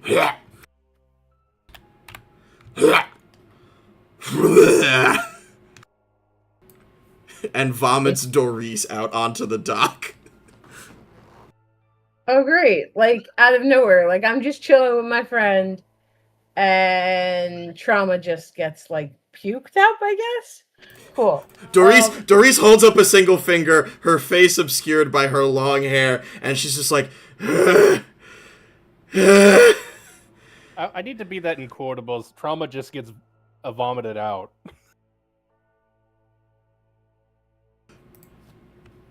I did not travel across the ocean floor to find my living daughter, only to be told that she is ungrateful to see me. Do you, she reaches out a hand, have any idea how many sea monsters I fought to be here?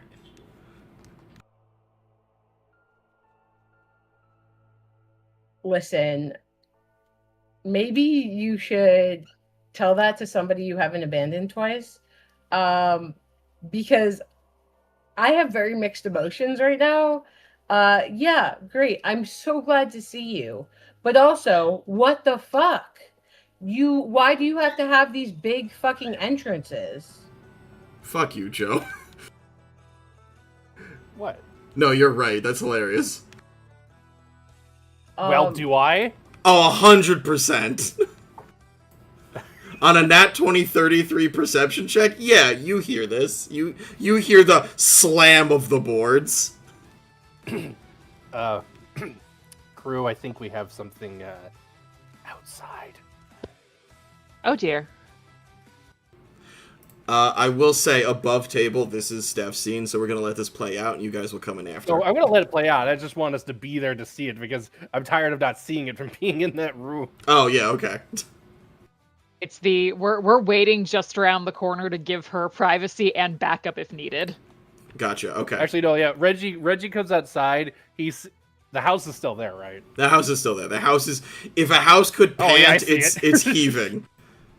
If a house could pant, I it's just. It's. I want to be clear. It's this size right now. It was a full mansion before. It's been reduced. Like pieces of it are missing. It's like collapsed all of its rooms. Like it is way smaller than it was. You guys were in a big full-sized house. It's like one of those tree houses right now.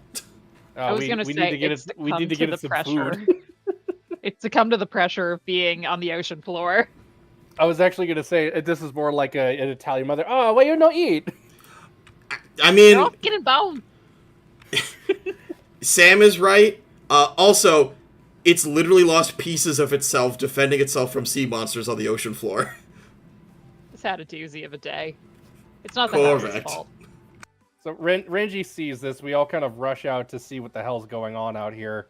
And then he sees that Doris is there, and he's just like, kind of like, oh, okay. Like everyone, like, kind of like, go back. This is a family thing.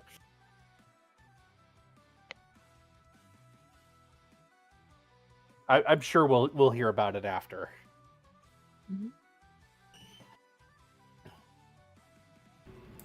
So Doris never looks at you, Amphitrite. Doris always has her hair hung low across her face in some capacity or another. And DJ is just kind of calmly paddling behind you. Doris stands up and, like, shakes out some of the sea salt and gestures to the house. The house audibly creaks and begins to move over to where Reggie and Arachne are. Like, just... Brush, brush, brush. Whoa. Whoa.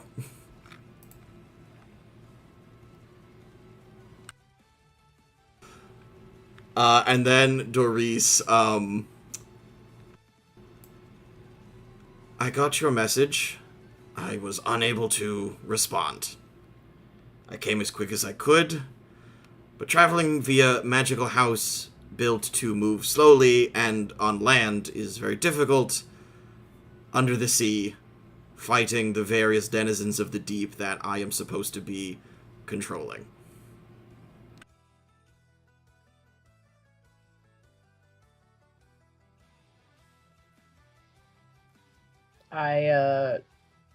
Sympathy for your troubles. So, like, I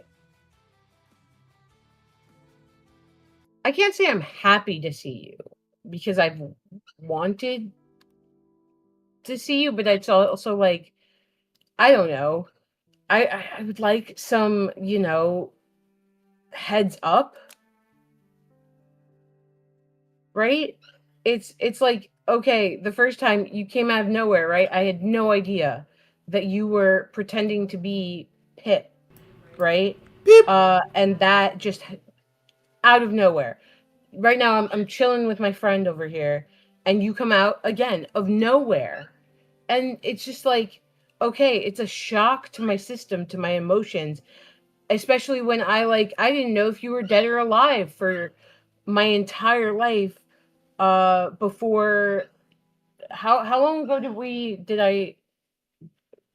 how long ago did I find out that Pip was her, or that she was pretending to be Pip? Oh, like 2 weeks ago. Oh, yeah, I didn't know if you were dead or alive 2 weeks ago, before 2 weeks ago. So it's like you abandoning me and then coming up in the most traumatic and shocking ways. It's like I don't know what you're expecting from me, but I know I can't give it to you. I need something here, before, like, this could be any type of okay.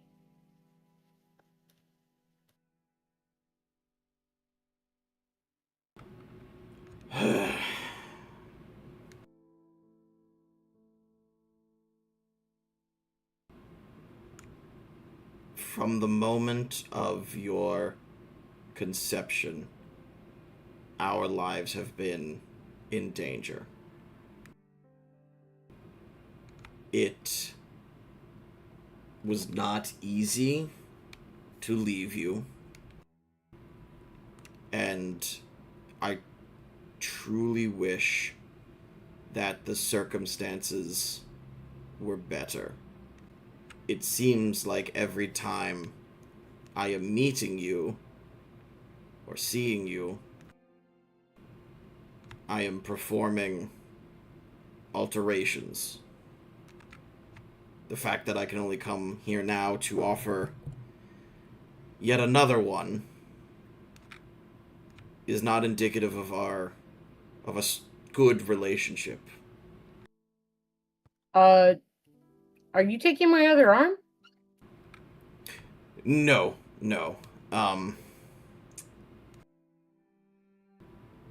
Amphitrite, I'm going to give you my magic.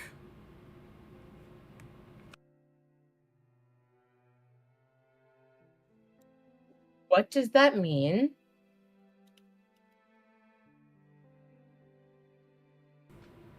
Amphitrite,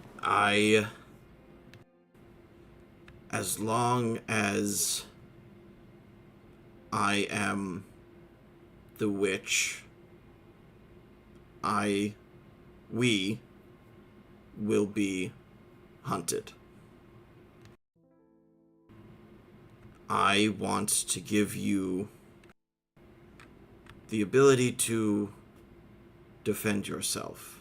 Even passing on a fragment of my power will protect you in some ways. And I want you to use it more wisely than I have. You know, as they say, with great power comes great responsibility, and I have not been able to bear that responsibility. I have been a poor caretaker of the wild deep.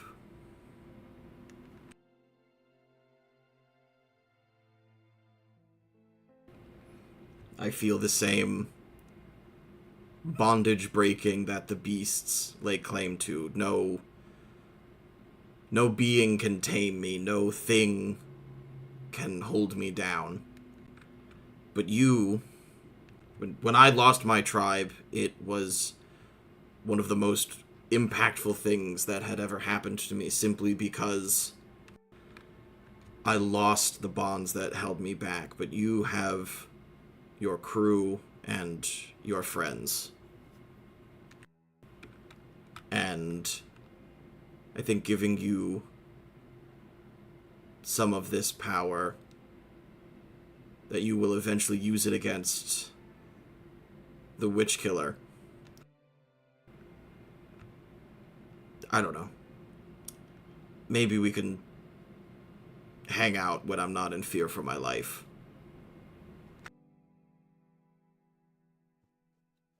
Is that ever going to happen? Yes, I'm going to give you some of my power, and then I'll be less in fear for my life. And she kind of looks around. I'm gonna live in this big fortress.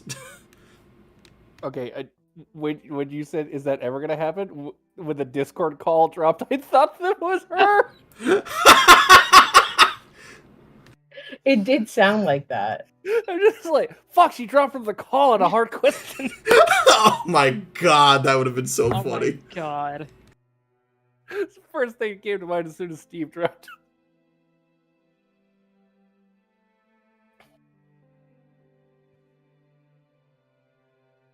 So wait, you're staying here in Unai? I want to help you.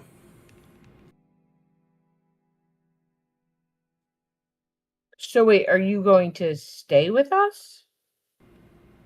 Well, I gotta fix up Morwen's hut. Kind of put it through the ringer, but yeah.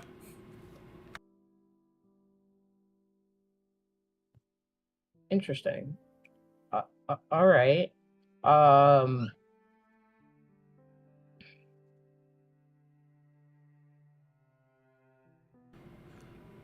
Wait, but if you give me part of your magic, isn't that just like splitting the responsibility? Then we're both like they're after both of us. I'm confused. Not if it's channeled through a none of it is channeled through something that I almost said Sekhepi. Nope. Not if it's channeled through something that Sahissa won't expect.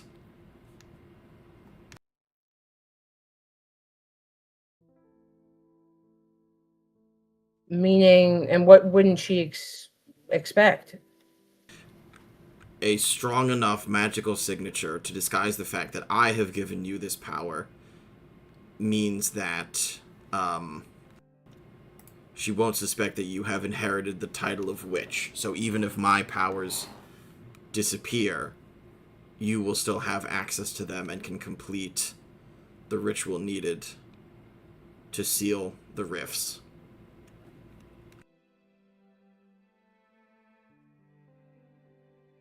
Oh. Okay, it's like okay, so she's going to be expecting that you have it all, but I'm going to even if she gets you and whatever power you do have, it's not the end. Exactly. And with that, in this state, I will remain here to assist you and your crew as best as I can. I'm tired. But if no, go ahead.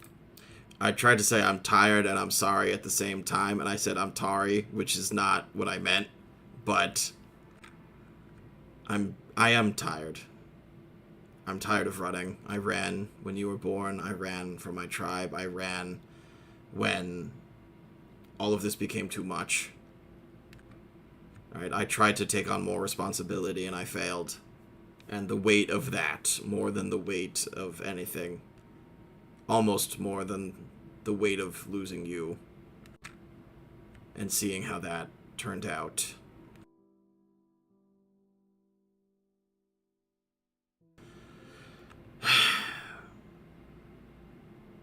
I will rebuild Morven's hut here, to some extent, and I'll be nearby if you need me. I think the first step is... Well, the first step is carving eldritch runes into your teeth, and then the next step is making sure that I can put down roots for the house.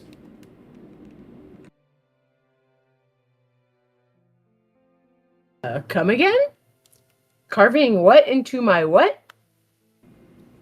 Oh, yeah, sorry. I'm going to take this magic chisel and I'm going to carve runes into your teeth so that I can begin to bestow some power on you.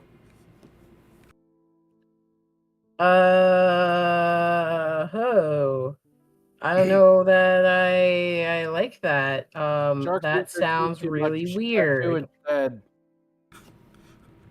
That sounds real weird. I'm not gonna lie. Wow, Amp, did you hear like a suspicious duck somewhere? That was weird. No, it just sounded like my brother. Oh, okay. I guess we're only doing this bit for me then.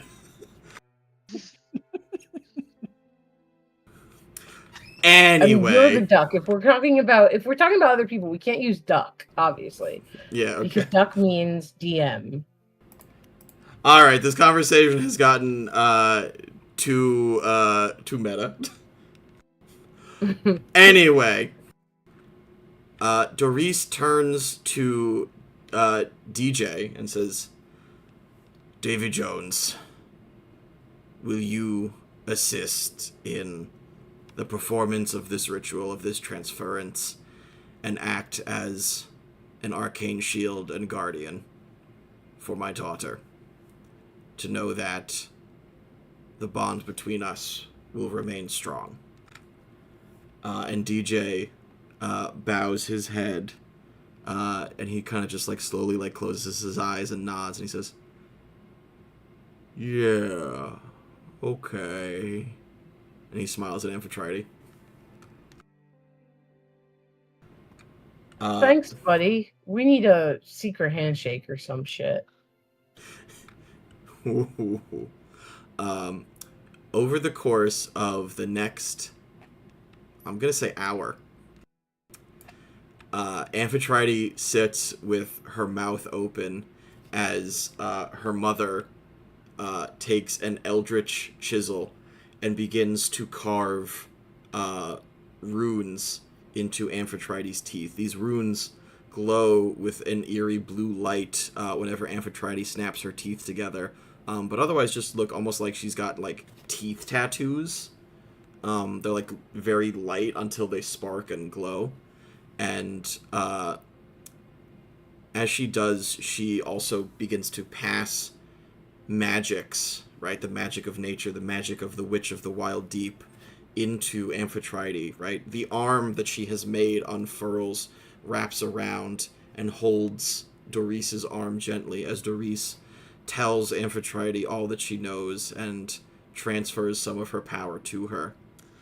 And as we may have mentioned, but have not done so mechanically until now, Amphitrite swaps her level in...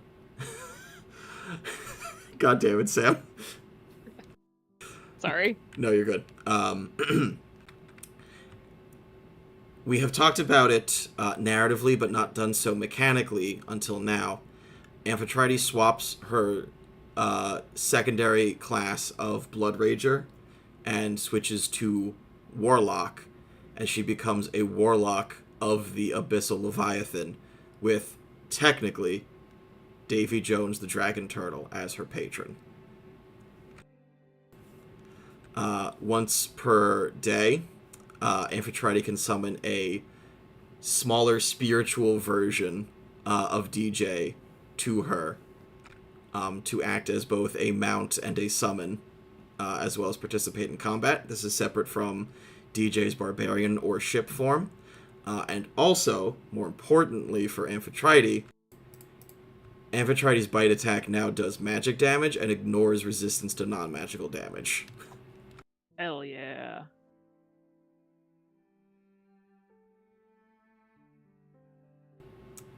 So, Amphitrite, you sit there for a very long time.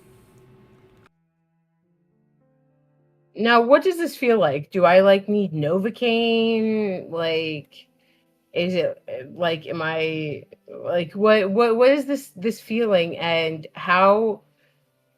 I don't know. I know me, Steph, I have a very high pain tolerance, except for oral pain, right? So like whenever I have a cavity or shit, I can't deal with it.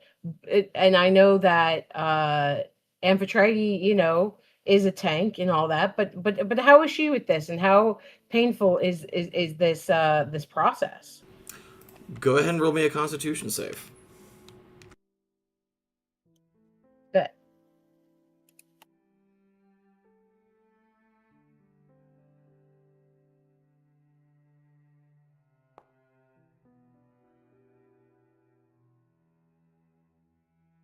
damn, like I'm rolling like shit today. A 2? I mean, it hurts a little bit, but definitely not as much as, when she replaced your arm or other things. Like, you've definitely taken worse pain before. I mean, isn't she just literally going to the dentist right now? Yeah, just...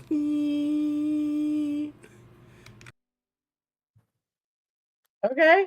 All right. Well, so I take a nap. Great. I don't know. What else do you want me to do? I don't know. Have you ever been able to take a nap with someone drilling on your teeth at the dentist? God, no. I mean, when I was knocked out, I guess. Yeah, but you're not being knocked out. There's no laughing gas here. There's not even Novocaine. Sleep! Cast the sleep spell. Wake up, tattooed teeth. You know, I was just saying a thing. All right, I don't fall asleep. But the thing is, You're what can fine, I do? you're I fine. can't talk to anybody. Like, can I read a book? But like, that's hard because there's people in my mouth. So There's as people in my mouth. there's people in my mouth, and I'm not eating them. Exactly. Amphitrite's 2 Eldritch invocations, I just want to point out, are really fucking funny. The 2 that she started with are Beguiling Influence, which gives you proficiency in Deception and Persuasion.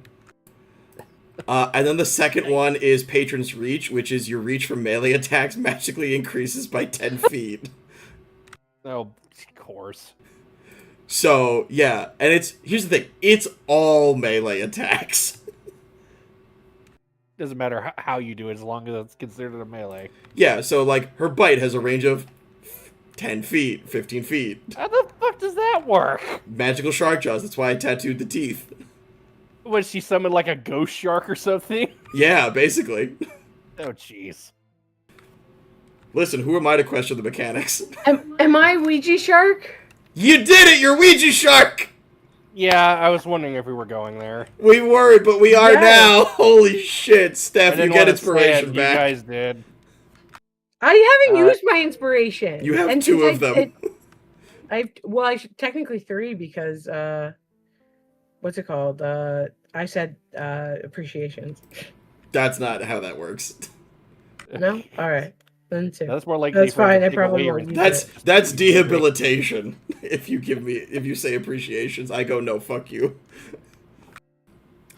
Anyway, Amphitrite, at the end of this, you come to. Pip is standing worriedly on your stomach, looking at you and your new teeth, going, peep, peep.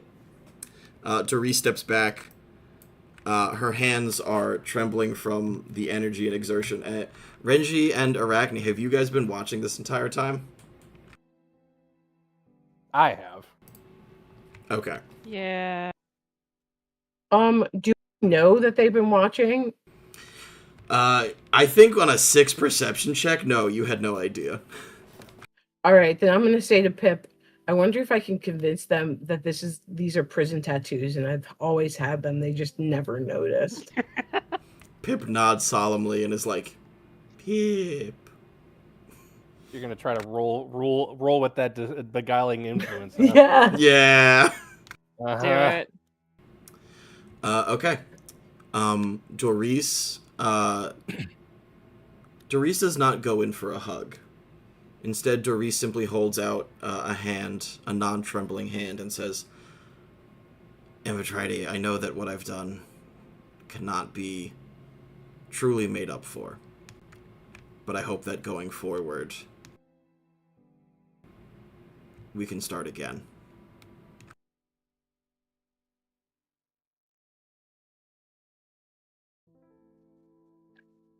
Okay. We start again. Not in terms of like I mean start again. Yeah, start again. Like in terms of you just had me, you gave birth to me, start again, or we're meeting for the first time, start again? Like Amphitrite, what the fuck? Yeah, we're meeting for the first time starting again. Come on, what? I don't know. You're my mother. I mean, by birth, right? You're my mother. And it's like, okay, so if I'm meeting my mother for the first time, but it's just very confusing, all right? So I'm meeting you for the first time. You're my mother. And now we go forward, I guess.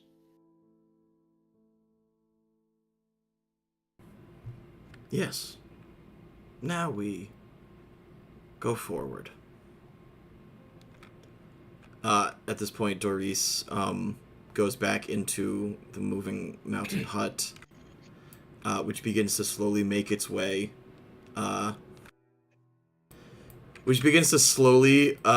Climb, not up and over the roof, but like make its way around the. I was actually going to suggest it could actually station itself on top of the North Tower as a sentry and still be connected to the fort so we have easy access. That's hilarious. I was just gonna put it where there's like an empty space.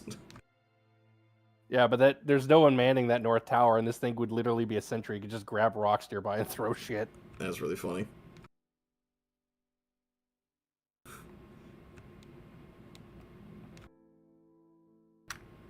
Okay, the hut moves to watch the top.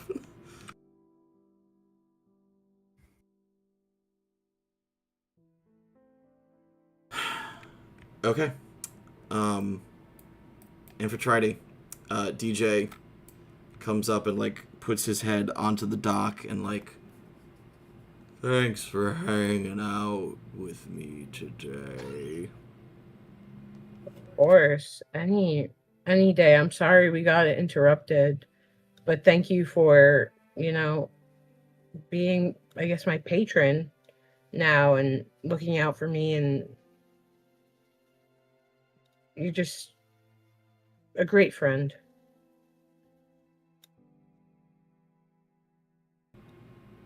You've got a lot of great friends.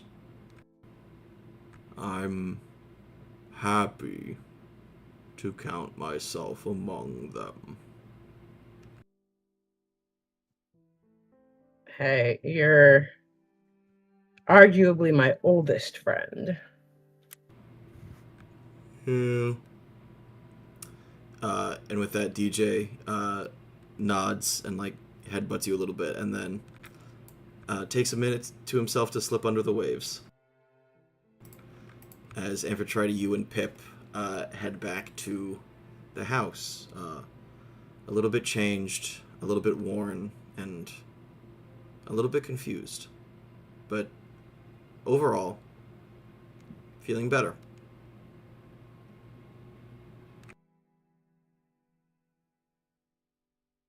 Can I use my new thing to try to convince them that I've always had these tattoos and that they're prison tattoos? And then I'll tell them the actual, like, what happened, actually. Yeah, I mean, I think... okay, so with Renji, I think he'll do so with a disadvantage. Because Renji was watching you the whole time, and you didn't see him. Oh, yeah, no, I mean, like, I didn't know. I just assumed that they weren't there, so I'm going to try. Should I use persuasion or deception? I'm gonna say deception. Lying. Yeah, it's deception. Yeah. You All are right, lying. Ooh. No, that has to be against Arachne, because mine has to be with disadvantage. Am I allowed to insight to try to beat forgot it? to do disadvantage. I forgot to do disadvantage. Sorry. Well, disadvantage is specifically against Renji, yeah. Okay, so that's against Arachne, and this is against Renji. That's what I thought. I mean, I do have inspiration. Yeah, but you still have to roll with disadvantage. If you use it, I'm gonna roll an insight check to counter it. I have 2 inspirations that are only good for this game. Like, I might as well. And you better roll an at 20 if you want to do it. Fucking incredible. I hope this works. Actually. That's... No, it ain't, no. That's worse. That's worse. Passive insight alone would get me past that. May I roll my insight? Yeah, go ahead, Sam. You can roll insight. So Arachne believes me, and Renji does not. It's Arachne, like, Sam, can I pitch? What? Sam, can I make a pitch? I mean, sure. Okay, just to start with the momentary confusion, Arachne looks up with her half moon spectacles, the magical ones, still on, and Amphitrite's mouth smiles, and Arachne is blinded by an eldritch glare. Be like, that wasn't there before. Except I rolled a 19, so... It's the... You know what? To be fair, I don't think Arachne's ever looked at you while still having the Eyes of the Runekeeper on. It's like... Fair. Amphitrite just Squint. flash banged Arachne with teeth. She's got that megawatt smile. My shiny Teeth and me. Yeah. I hit the wrong button, but I also immediately did that. Thank you, Joe. My shiny teeth know, that sparkle just like the stars in space. I've starred in some dental commercials that are only played in Orithin. Okay, well, that's just untrue. Why do you say that? You gonna try to roll another deception check for that one? Because you are not from Orithin. You're not a native there. Why would you be in dental advertisements on a continent that I do live in and would not have seen? That's not true. Why would people be doing dental advertisements? I've never been to Orithin. I just know that they are like most. You've been to Orithin. You've been to Zeth. Or Amphitrite, we met them in Zeth. It's Okay, not. okay, wait a I don't minute. mean Orithin. I haven't been to Orithin. I didn't do the ads in Orithin. They were just what is Millie, it? if you'd follow me, please. Displayed. You said it to Millie? Yeah. Yeah, okay. But I do relay the whole thing. I don't feel like but I relay the conversation and what happened and all this stuff. And because it is important for them to know that oh wait, is there anybody watching us? I mean, Sag Hippie is still in this room. Yeah, but I mean anybody who is there any room.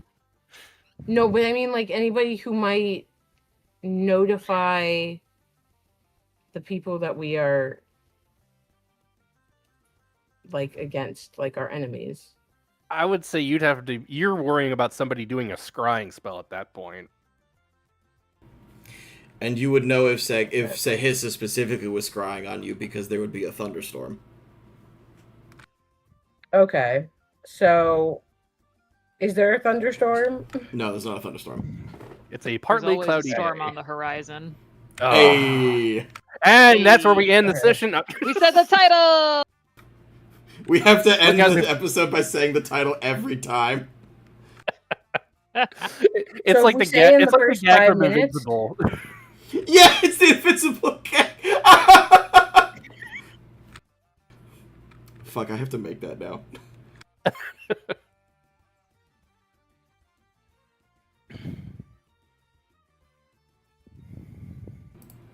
Oh, thank you, God.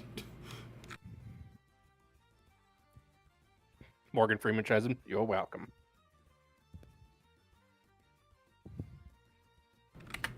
Oh, this is fucking hysterical.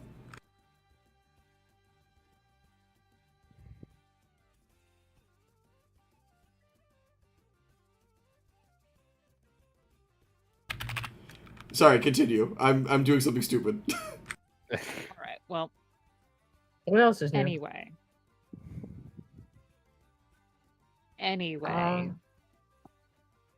Okay.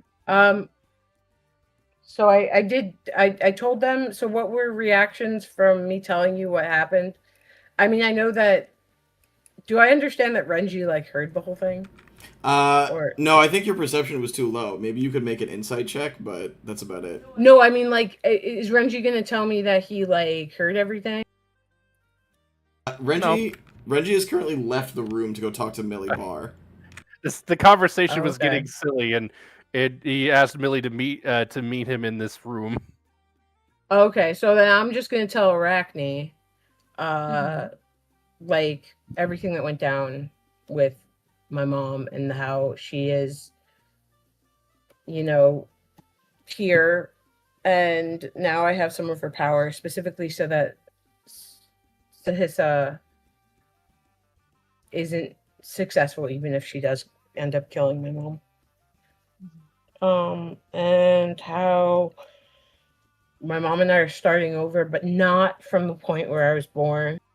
but from the point where I am meeting her for the first time. And are you okay with all of that? I don't know. I'm still Okay. very mad. Understandable. There's a lot of complex emotions involved with parents.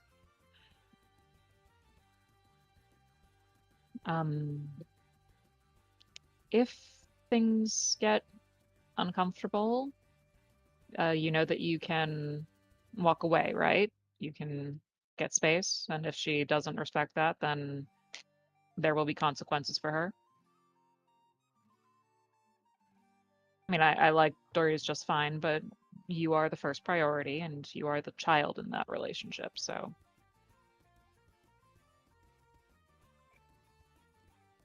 Yeah, I just don't know. It's just all so complicated.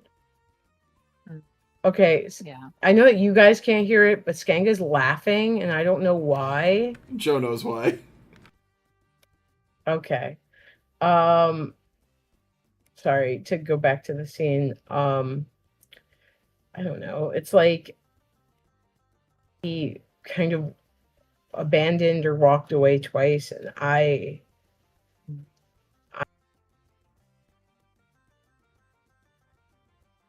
Yeah, you cut out. Me? I cut out? Yeah. Well, she's already left or walked out twice, and I don't want to be the one to do that. Because I do want, I don't know what I want, but I don't know.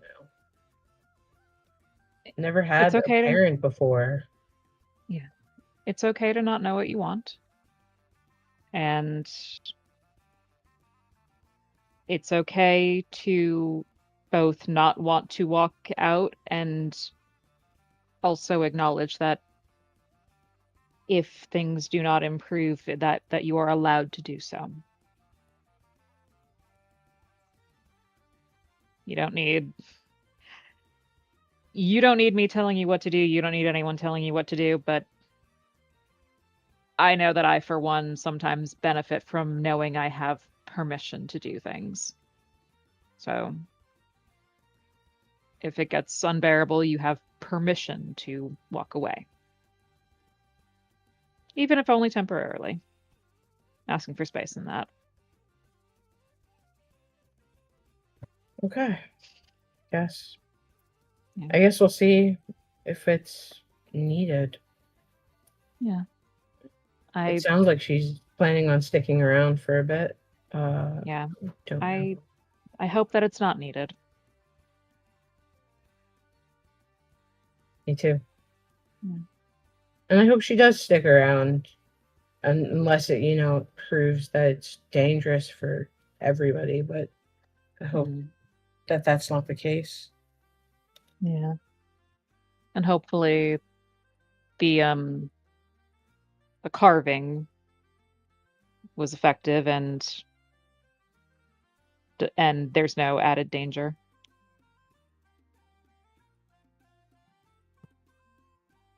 No, Amp, you're a good kid. Thank you. Yeah. Wait, just how tall is Arachne? Arachne is a whopping 5'1". Hilarious. So you're like looking up at me saying you're a good craning my neck, like hurting my back a little bit. Kratos and Atreus. Yeah. Put in reverse. Okay. All right. Just want to make sure, because I'm like, wow. All right. Yeah. I like the same way that you like playing these large monster women stuff. I like playing short little nubbins. We love a nubbins. I love that. I love that for you. Yeah. Bilbo nubbins. It's gonna be interesting to see how you do Ren when we get to that one. Oh yeah, no, Ren is my tall character, my token tall character. Renji. Oh, so the character's what, like 5'5"? Boo. 5'10". Ooh. She's like actually tall-ish. Anyway, not the point. Renji, you pull Millie aside as Amphitrite talks to Arachne about her experiences with her mother.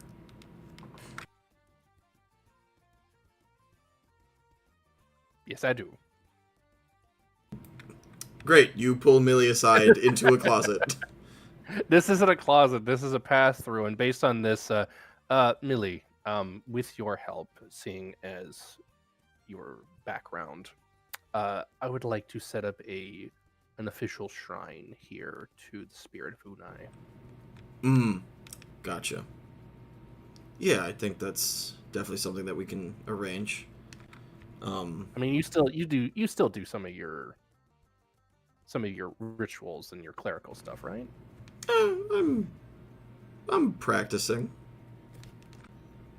I just thought I'd ask because I venerate when I can, but I thought I'd ask someone who's a little more connected than myself.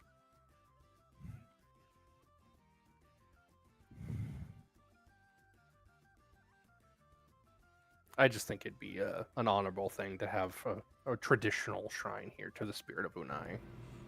Well, to the spirit of Unai, certainly, but have you considered getting one for this place?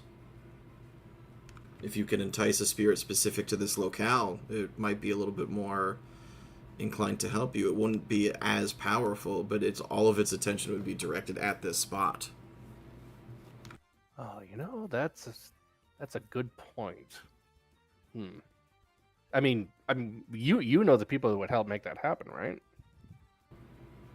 Well, I know of the people who would help make that happen, and I can certainly put you in touch with them. But if this is something, tell you what, I'll put you in contact. You go and get the spirit's blessing and get them to move in here, and I'll perform the rites.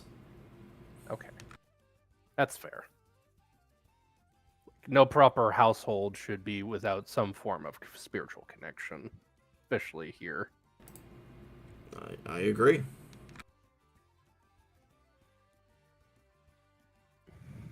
Will you be staying for dinner, or will you be heading back to House Hane? Tonight I head for the house. I think once you are a little bit more settled and able to have guests, we'll return and see your progress. Very good. Yeah, as much as I would like, I'd love for you to stay and have dinner with us, say, I understand the circumstances.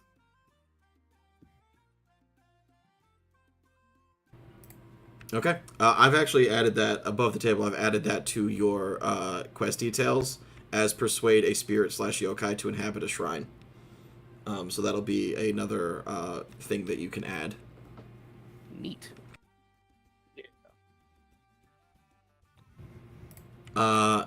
And I think with that, preparations... I'm gonna go attract one of the spider women. Fuck you, that's so funny.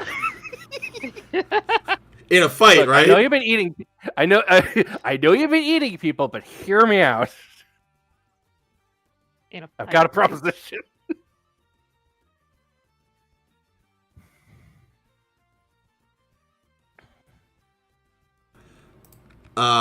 And with that, we will pan out and away from here as we see... We pan up and away as we see this crumbling fortress, now bustling once again, inhabited by the many individuals of the crew of Davy Jones. And as we pan out, we follow, as we did in the beginning of the campaign, a seagull as it begins to fly up and over the stone walls of this fortress. And just as it's about to exit the scene, the giant hand of the moving mountain grabs it and it crunches it. And that is where we will end our session for this evening. A nice zoom out. A beautiful zoom out, and also as we prepare to face the oncoming. And that's where we're end our session. No, they don't. They're siblings, or almost siblings. Did you cut out? No, I did a stupid joke for stream only. Oh, okay. That I made the bah noise. All right, we are gonna go ahead and we will take our 5-minute break and be back momentarily. See you all in a bit. Yeah.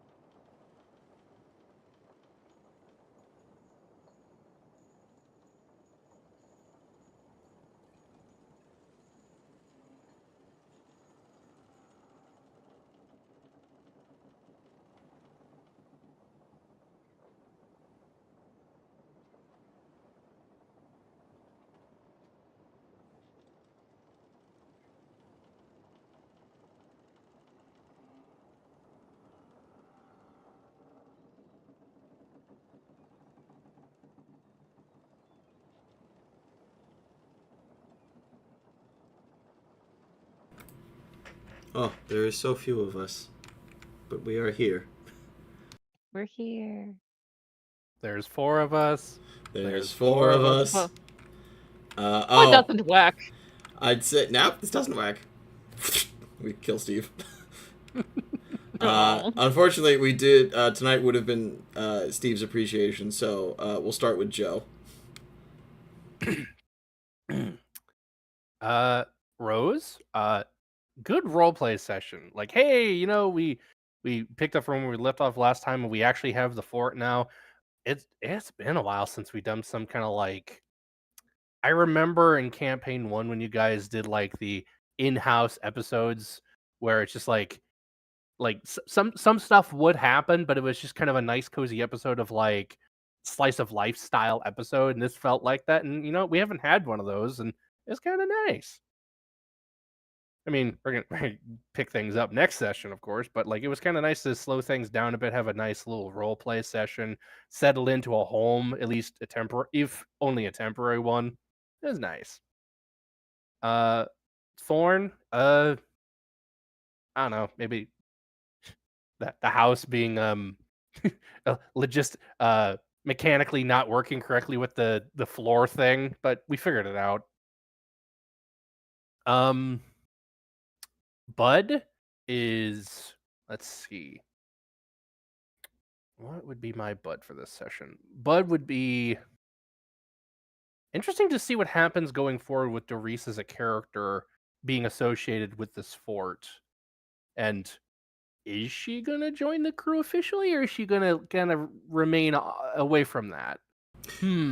Also, potentially getting back into the Tobi Kagami plot when the TLDR hopefully show up here and give us an update on the situation. And my appreciation is for Sam. And, like, we're going to the roleplay stuff. It was nice to have you back me up on some of the stuff to do, like, Arcana checks, and those sorts of things, and getting that nat 20 on those scrolls and giving us some interesting lore for this place and Unai and the people associated with it. Yeah. And that's me. Yeah. Yeah, gonna echo the sentiments. I love a good roleplay session. I love a good slice of life. I do think the above the table answer with the TLDR and when they come back to us with the Tobi Kagame is when we decide, okay, we're going to pursue that and drop the message bottle. They found him, we found him, we're all good, and we're ready to go and do that. But yeah, I like a nice chill session, especially when I am crocheting while playing game and taking notes and all those things at the same time. When I'm doing when I'm wearing many hats, So I appreciate that. I hope there are more opportunities for us to have a little bit of like a smaller, less because we've been running around. We've said it like from the beginning. We've been like running around full speed ahead, and it's like now we finally we finally have a chance to relax. But like now that we also have like kind of a more stationary home base, there's another really good opportunity to have some more role play scenes because again there is something calm about that and I like that. My thorn, I oh my god. Oh my god, Skanga, fuck you. Take all 4 spider women yokai in a fight, Is that your right? thorn? No, my thorn was my momentary terror of Skanga saying, with more transformation or whatever the line was, as I'm crocheting up Amphitrite's body, like, you cannot do this to me mid-doll, you motherfucker. And then he didn't, so everything was fine. I did feel bad about that, but I was like, it was one of those things where it's like, I'd already done it, never mind. I'm like, you better not. Oh, okay, this is just mechanical. If it was physical and I was going to be doing the teeth in this, then it'd be a different story, but I'm not going to do that. My bud, again, I'm kind of hoping we have a little bit more time to have a little slice of life as we build up the bastion for a couple sessions, because like I want to do a shopping episode. I want to say, Jay, if you can find us some rare ingredients, Jay, here's what I want to do for Jay. I want to give him some money to take Melusine out on a date to a nice restaurant. Oh. You're thinking Baldur's Gate, aren't you? Yes, 100%. I love Incredible. I love a romantic subplot. It's almost like that's the entire thing for my character, other than investigating things. But like I feel like that would be like, again, and also it's like, hey, here's some money for you and somebody you want to go out to dinner. Go do some research on what kind of dishes you would like to make. Wink, wink. Yeah, no, but again, just more of the kind of slice of life, calm, fun stuff every now and again as we build up the base. That'll be nice. And my appreciation this episode is for Steph and Amphitrite.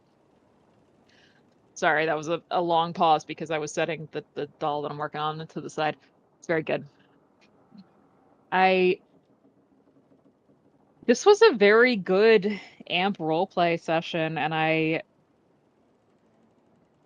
don't know a lot about you and your parents, but I know that I have some, issues with a parental abandonment, and I think you handled that very, like, it felt very true and very understandable and sympathetic and with the respect something like that deserves.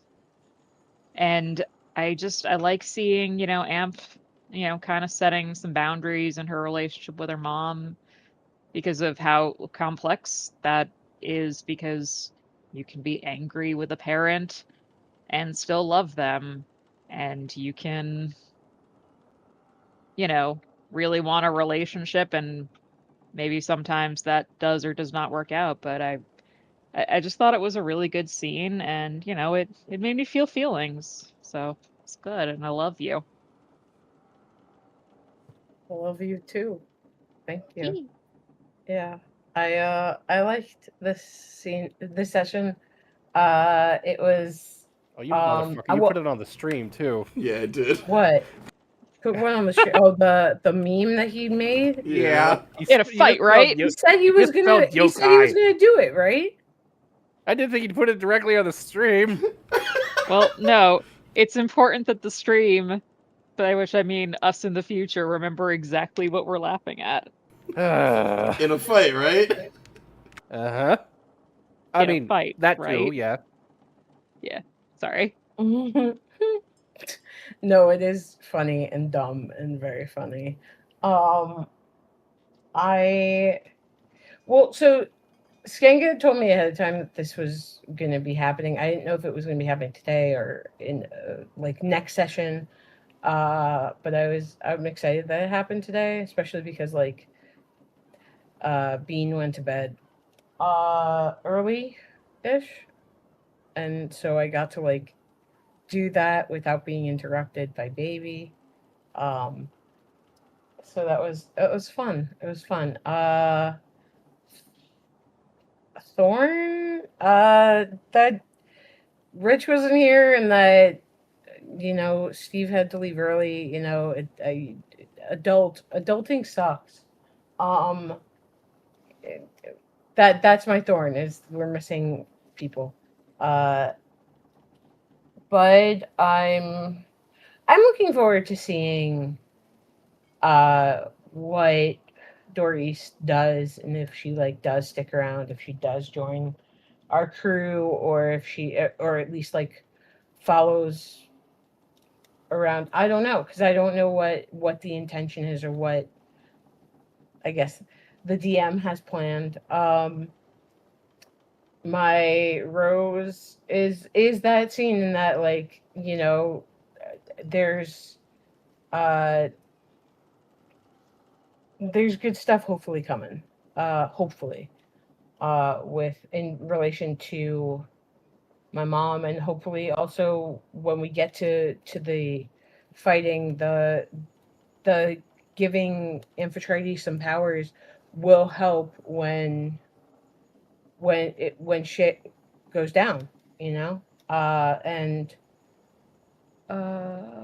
I'm looking forward to doing the crew quests things. That's gonna be fun. Just like it's just gonna be us. Oh, it's gonna be us getting to silly goofy shit, I feel like. And my appreciation is initially for Steve, and I love that he like shows up, and he stays for as long as he can, and plays Petrus, and puts his like 2 cents in, and the plans, like, because he's good at that planning shit. So he was a part of the part where he's like good at, where Petrus is good at. And then when he had to leave, he had to leave. But he's dedicated. He's got heart, and I miss like having a full session with him, and hopefully, in the future, adulting will coincide with not having to miss. But yeah, love Steve. And then my next is for Renji and Joe. And I was about to get real upset when you were just like, you rolled that perception check, and I was like, shit, he's gonna come and hijack the scene. And then you didn't. You just wanted to like listen and be a nosy Nelly. And I was like, all right, I am not upset. Because that's the shit that like brothers do. Like, you're just like, oh, I'm gonna listen, right? But sometimes, like Joe, and don't take this the wrong way, that this is just how you play. You have main character like energy, which is great and awesome. But I thought you were gonna like come in, and I was like, please don't, not this one, not this one. And you didn't, and I'm glad. And yeah. Are you sure that Renji and Millie don't fuck? That was Yes. super established early on. They do not. We did not want that to be a thing. I think Joe has actually mentioned at some point that he wasn't sure if that was the direction I was going with them, and I put my foot down hard. I was like, no. I left that up to the DM's discretion, and that's fine. So the answer is no. However, Oh. you haven't met Geishu yet. How is that spelled? Who? Who? One of the How- TLDR. Riptails. How is that name spelled? Gechu. Geshu. Okay. Couldn't. Okay. Get you. Okay. Got it. Listen, I can't. I'm an American. I barely speak English. I've got to be so real. Being in Yatha and Unai is fucking killing me. I'm like, I You can't have a hard enough pronounce- time as it is. I'm just glad we haven't come up with, like, stupid nicknames for people, except for Folly McFallerson Yashin over here. Yashin, the fall guy. Yeah, exactly. He Yeah. is. Yeah, the I mean, Fall Guy. for Dreadmon, his crew, he really was the fall guy. But Anyway, yeah, thank you, Steph. I didn't really want to interfere. I just well, for one, that would be a loud fucking noise, and two, I just wanted to be able to see what was going on in the scene, honestly, because where I was, it's like there's nothing happening where we are. I just wanted to see what was happening. Yeah, that's fair. Yeah, no, totally fair. Okay.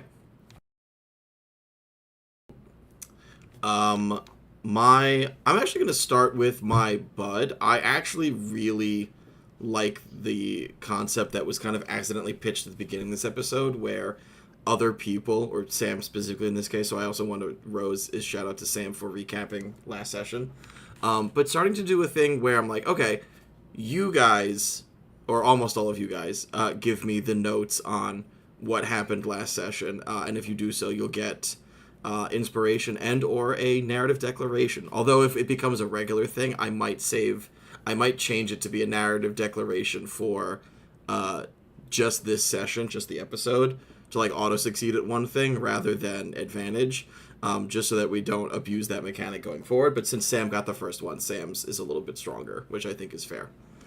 I get to use it whenever. Yeah, Sam gets an IOU. I definitely feel like the narrative declaration thing is something either from Pathfinder or from a different D&D game I saw on a YouTube short, but either way, so we'll see how it goes. It might be hard as long as people are leaving session early or leaving session early or absent, so maybe we'll limit it every once in a while, just be like, all right, who remembers, and then we'll pass it to either Sam or Joe or something. Or honestly, if I just forget again in the future and I don't make a habit of it, I'll just pass it off to one of you two. Like real life happens. Yes, 100%. Yeah. I have not sat down to do any Foundry things at all this week, which sucks. What was the name of our fort again? What was the English translation of it? I have no idea what the English translation was. Something stone. It just means it's like strong stone, not strong stone. That was The House of Rock and Stone. God damn it. No, I was gonna go with a different joke. the name that I gave it was Ishijo, which I think I just Ishijo? Ishijo, yeah. Ishijo. I was just saying, like, hey guys, we have the fort, right? We're homeowners now. Now it's time to play Ishijo Valley. Now it's time to play Heroes and Homeowners. Yeah, it's time to play Heroes I and swear to God, Homeowners. if we play Heroes and Homeowners, I'm killing everyone. And then myself. And then myself. So my bud is definitely that, seeing it come forward. Rose is, honestly, it is nice to just have a quiet little slice of life session. And also, I swear to God, sometimes when I'm DMing, I just black out and I have no idea what I'm saying. Like, that's such a real thing. Like, it feels Wait, like a are you fever telling dream. me? Are you telling me you do that thing where you're driving? It's like, wait, how long have I been driving? Oh, dude, I did that today in the car. I was like, fuck. Oh no! So you do that while DMing too? Yeah, it's bad. I'm just like, Jesus, take the wheel. Like, I'll Careful, just... Careful, you're gonna run the campaign into a ditch. Dude, if you think we aren't stuck in the ditch that is Unai, you got another thing coming. We're gonna be here for months. Yeah, no. By the time we finally get our beach episode, it's gonna be like Christmas. Yeah. Like we haven't even started the Pokemon campaign yet. That's... Honestly, I'm gonna be so real. I think... This is the problem. It's like, we are avoiding... Like, in-game, it's like 3 days. And out-of-game, it's like 6 to 7 months. And the campaign just fizzles, and I'm really worried about that. I think... 6, 7. Shut the fuck up. God damn it. Like if we don't get to the monster, trainer campaign thing, that's fine. The main narrative is more important. No, it is more important, and I appreciate that. It was an optional thing. I do really want to do it. Optional thing. Here's the thing: if we don't do it in this campaign, you leave it on the cutting room floor. No, and then yeah. you pick it up later. Pick it up later. It becomes the sole focus of like a mini 6-episode arc or some shit. Yeah, no, we do the Pokemon campaign. It's the prologue campaign after this campaign is over. Jesus Christ. Welcome to the campaign. No, the epilogue campaign. The epilogue campaign. That's what I meant. Yes. We all make a little 10-year-old. It's the campaign after the campaign. It's the campaign after the campaign before the next campaign. Yeah, exactly. Okay, finally Thorn. Thorn was definitely the shit with the house that Joe was talking about. Also the blacking out while DMing. Just, how long have I been DMing for? Because I just don't remember shit, which is really bad, and I'm just saying stuff. Yeah, it's autopilot, basically. And then, there was one more, but I don't remember what it was. Anti-Thorn, which is not a rose, but just an Anti-Thorn, was I remembered Sam's advice and logged out of Foundry before logging in to everything, and it totally fucking worked. So I feel good about that. Oh, no, you know what my Thorn is? My other Thorn is being unable to have enough time currently, even as wonderful as my new position is, to sit down and do Foundry stuff. So, like, the joke that Sam made of being like, is this actually important, or are you gonna like take a week to write some stuff out, and me sitting and going to like, I don't think I have an hour to sit down and just do it. But I would rather admit that I don't have it than go to an AI and be like, write me the notes of this captain of the guard. You know what I mean? Yeah, 100%. I would much rather be like, hey, mea culpa, but at least my brain doesn't work, as opposed to I've outsourced my thinking. So we're not letting the toaster write the campaign. Yeah, maybe, you know what I'll do? I'll try to find some random generators and get inspired to write quickly. Yeah. Or like write a couple of, bullet points, and that's all. Listen, this is not my dead husband's research. It doesn't need to be like, an essay. Yeah, but we love your dead husband's research. I think about the thing that you said all the time, where you just are quoting, I wish my wife was here. She's so good at talking to people. Yeah. Very cute. I think about that all the time. It's so cute. But that is it for me. Thank you all so much for joining us this session. Thank you all for playing. It is, as always, an honor and a pleasure to be your DM, and we will see you all next week. Have a good night.